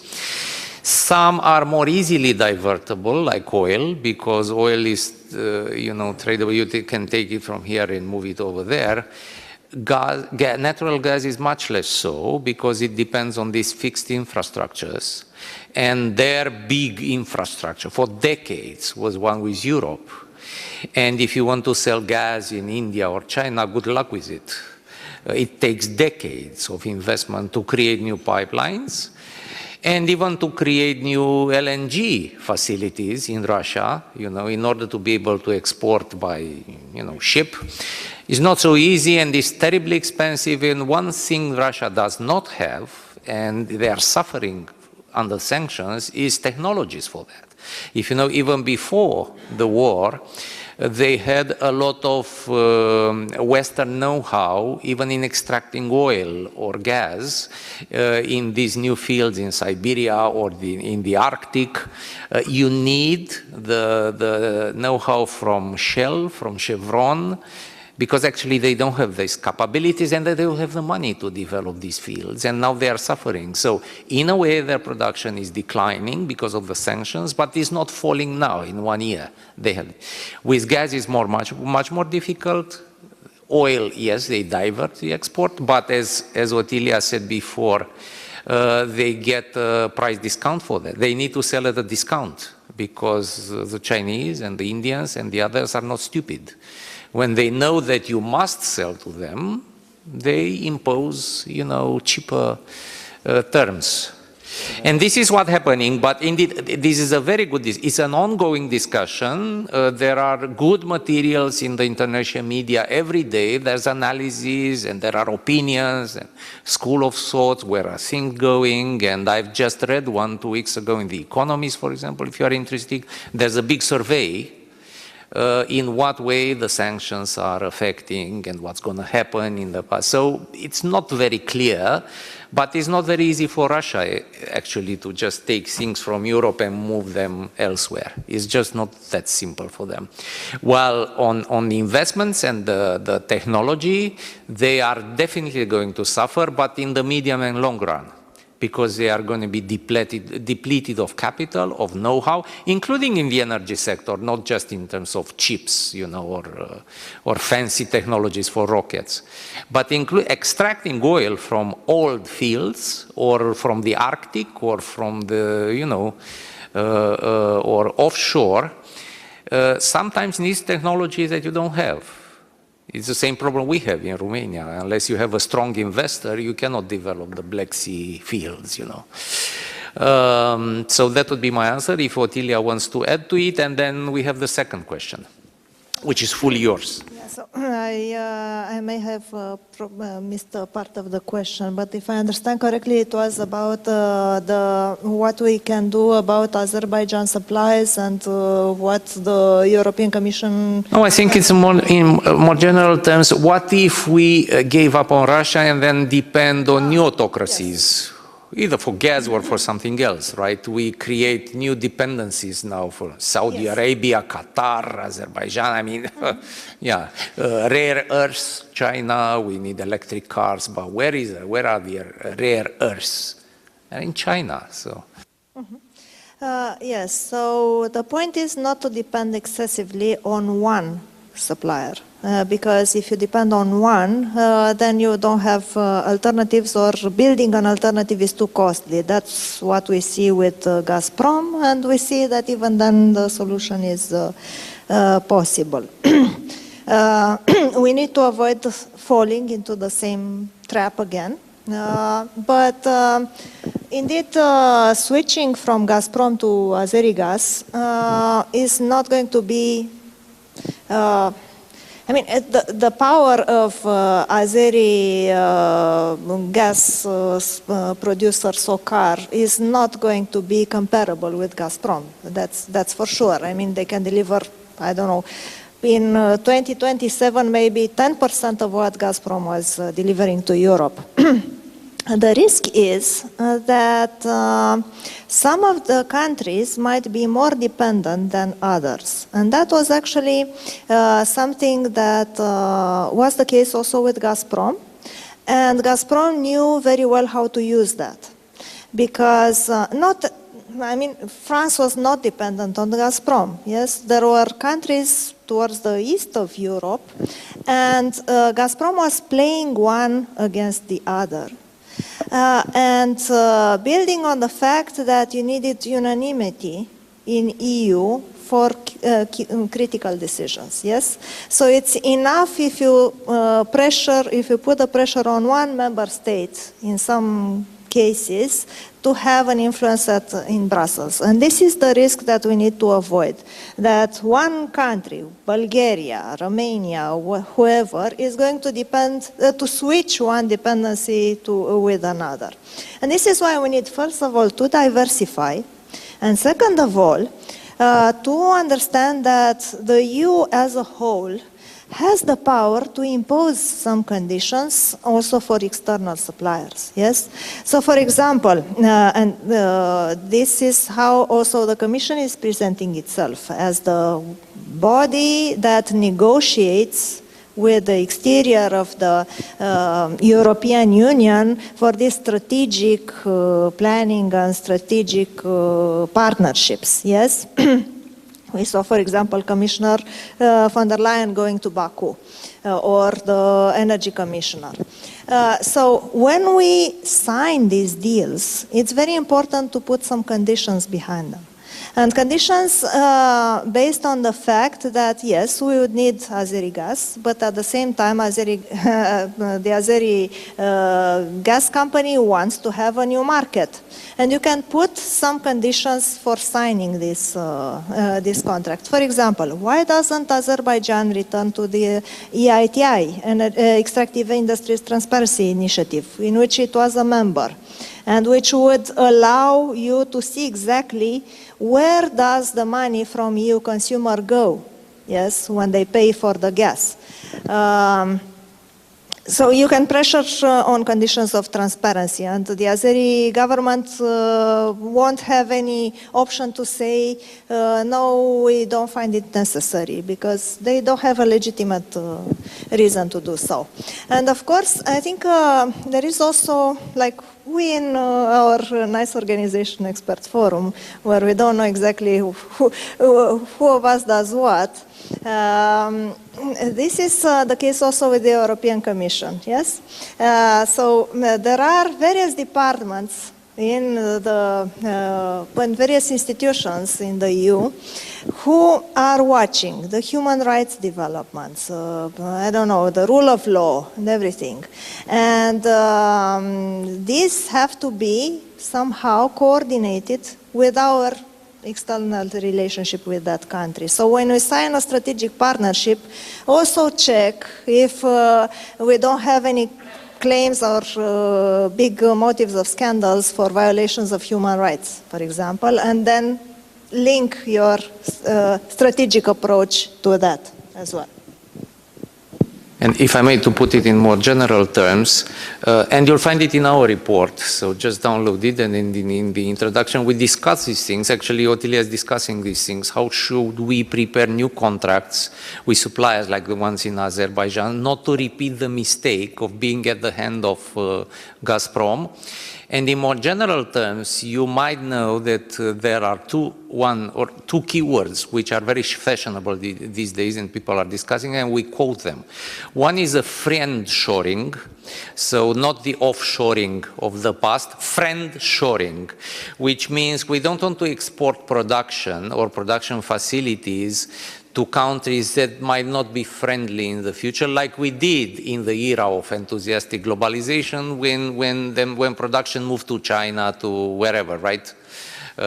We want to be more careful now, and even if we globalize in countries which were friendly, or we have a community of values. And the second keyword is re-globalization, because there's been this discussion in the past decade that the world is de-globalizing, and there were even fears that will become like in the 30s, between the wars, renationalization, protectionism, building walls, especially when, well, Trump was still president, there was a perspective, and people were discussing about de-globalization. So let's bring everything home, right, in the developed countries. Now, this is not exactly true, and people found a better word, which is re-globalization, which is the flip side of this friend-shoring. So we will still be global, we will have these chains, there will be international cooperation where places where labor is cheap and you'll have manufacturing and the development, but we will incorporate a human rights dimension in it, as we are doing already, when you see that how much pressure we put on China because of the Xinjiang issue, of the Uyghurs, so the concentration lagers actually, or Tibet, or while in the 90s we didn't care much about it. We were just globalizing, enthusiastically, and we thought that if we engage China or Russia, we will change them through commerce. Now we see today how successful that was. You don't change these big authoritarian regimes by making deals with them or doing business.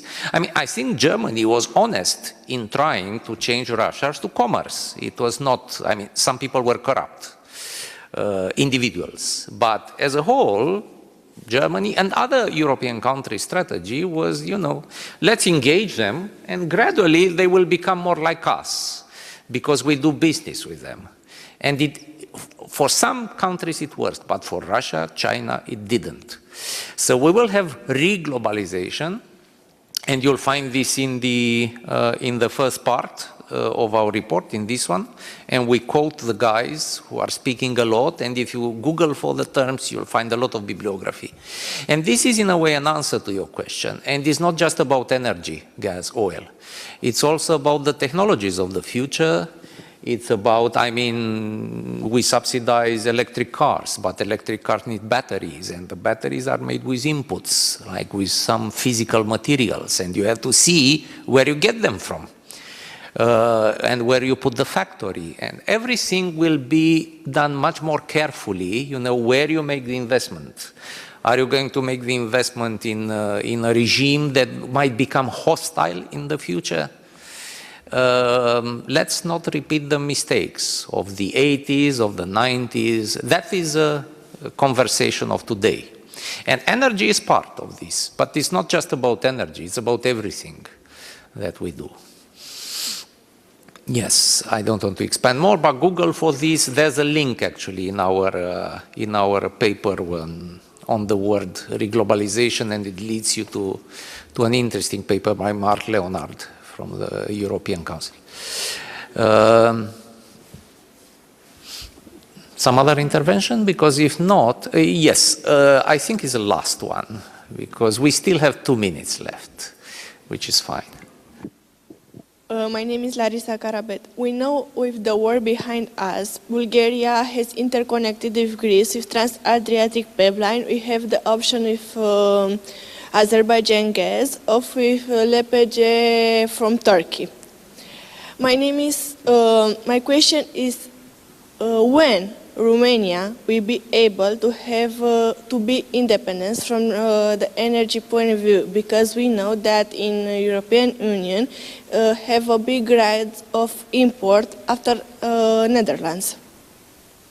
We have a national strategy for the next years. Yeah, this obviously is for Otilia, but I suddenly feel young because the drive to be fully independent in every term in Romania dates back from the Ceausescu years, and it was not very successful, to put it mildly. To be, I mean, depends how you define independent in Europe. Yeah, actually, on this one, I think we should be exporters or net exporters of gas, for example. Indeed, we do have reserves, but we are shooting ourselves in the foot by making wrong policy decisions. So the gas is there as a reserve. The point is that you need to have a private company or a public company, because the government has Romgaz, to make the investment and get that gas and put it in the market. And this is where things break. Yes, because we have laws which are kind of very prohibitive for investors to extract that gas. So this is on the production side. Let's put it this way. On the other side, if you look at the consumption, you see that the official policy of the government is actually to increase the consumption of gas. Yes, we want to expand gas networks to all the villages in the country. We want to replace all coal power plants with practically the equivalent quantities or sizes of capacities fired with gas. And the question is, okay, if you are incapable to increase the gas production, and you don't find alternative sources than those for which there will be a regional competition, because all the countries around us are going to fight for the same gas, then why on earth do you keep on pushing the same policies that would increase your gas consumption and increase your vulnerabilities? So that's a question which is probably rightfully addressed here in the parliament, right? Okay, so thank you. And anyway, everything we said will stay, because we had, as I said, we were streamed live on Privesc.Eu, and the whole conference will be archived as a video and sound. So we'll send the link to all the members of the parliament, primarily to the Commission for Industry. So I'm pretty sure we'll get a very quick answer to your question. And I think we are at the end of the event, and for this I will pass the floor back to Raimar, who is our good and old friend, and they made possible the event of today. And yeah, there will be a follow-up to the discussions, in the sense that this paper will be reshaped, the conclusions of the discussion will be incorporated, and we'll circulate it. Yes, in a policy paper. I will be brief and short. We are almost in German time ending, and thank you being here. Lessons to be learned. I personally learned a lot of lessons. I learned from you how Ukraine made a reform of public administration. That was new for me. We'll follow up on that, because it's an important point. It's very important, even more for Moldova as for Romania. I learned that Moldova could be a model of energy efficiency with some billions, but it could be. We learned, of course, about energy, about resilience, and we had this touching moment on the civil society support, and it was important because, yes, maybe war starts to be business like usual, and it's not the case, obviously, because the demand is higher and higher. And it's good that we remembered that now. Thank you for having this real feeling moment about the war. And we need to be more active even on this. So on behalf of the Naumann Foundation for Freedom, thank you being here, and of course hope to see you at our next events. And I thank you on behalf of EFOR. Please scan the QR code and donate. The menu popping back there. And if some of you used the devices for interpretation, please don't forget to put them back on the table. And with this, thank you very much, and let's keep in touch on social media.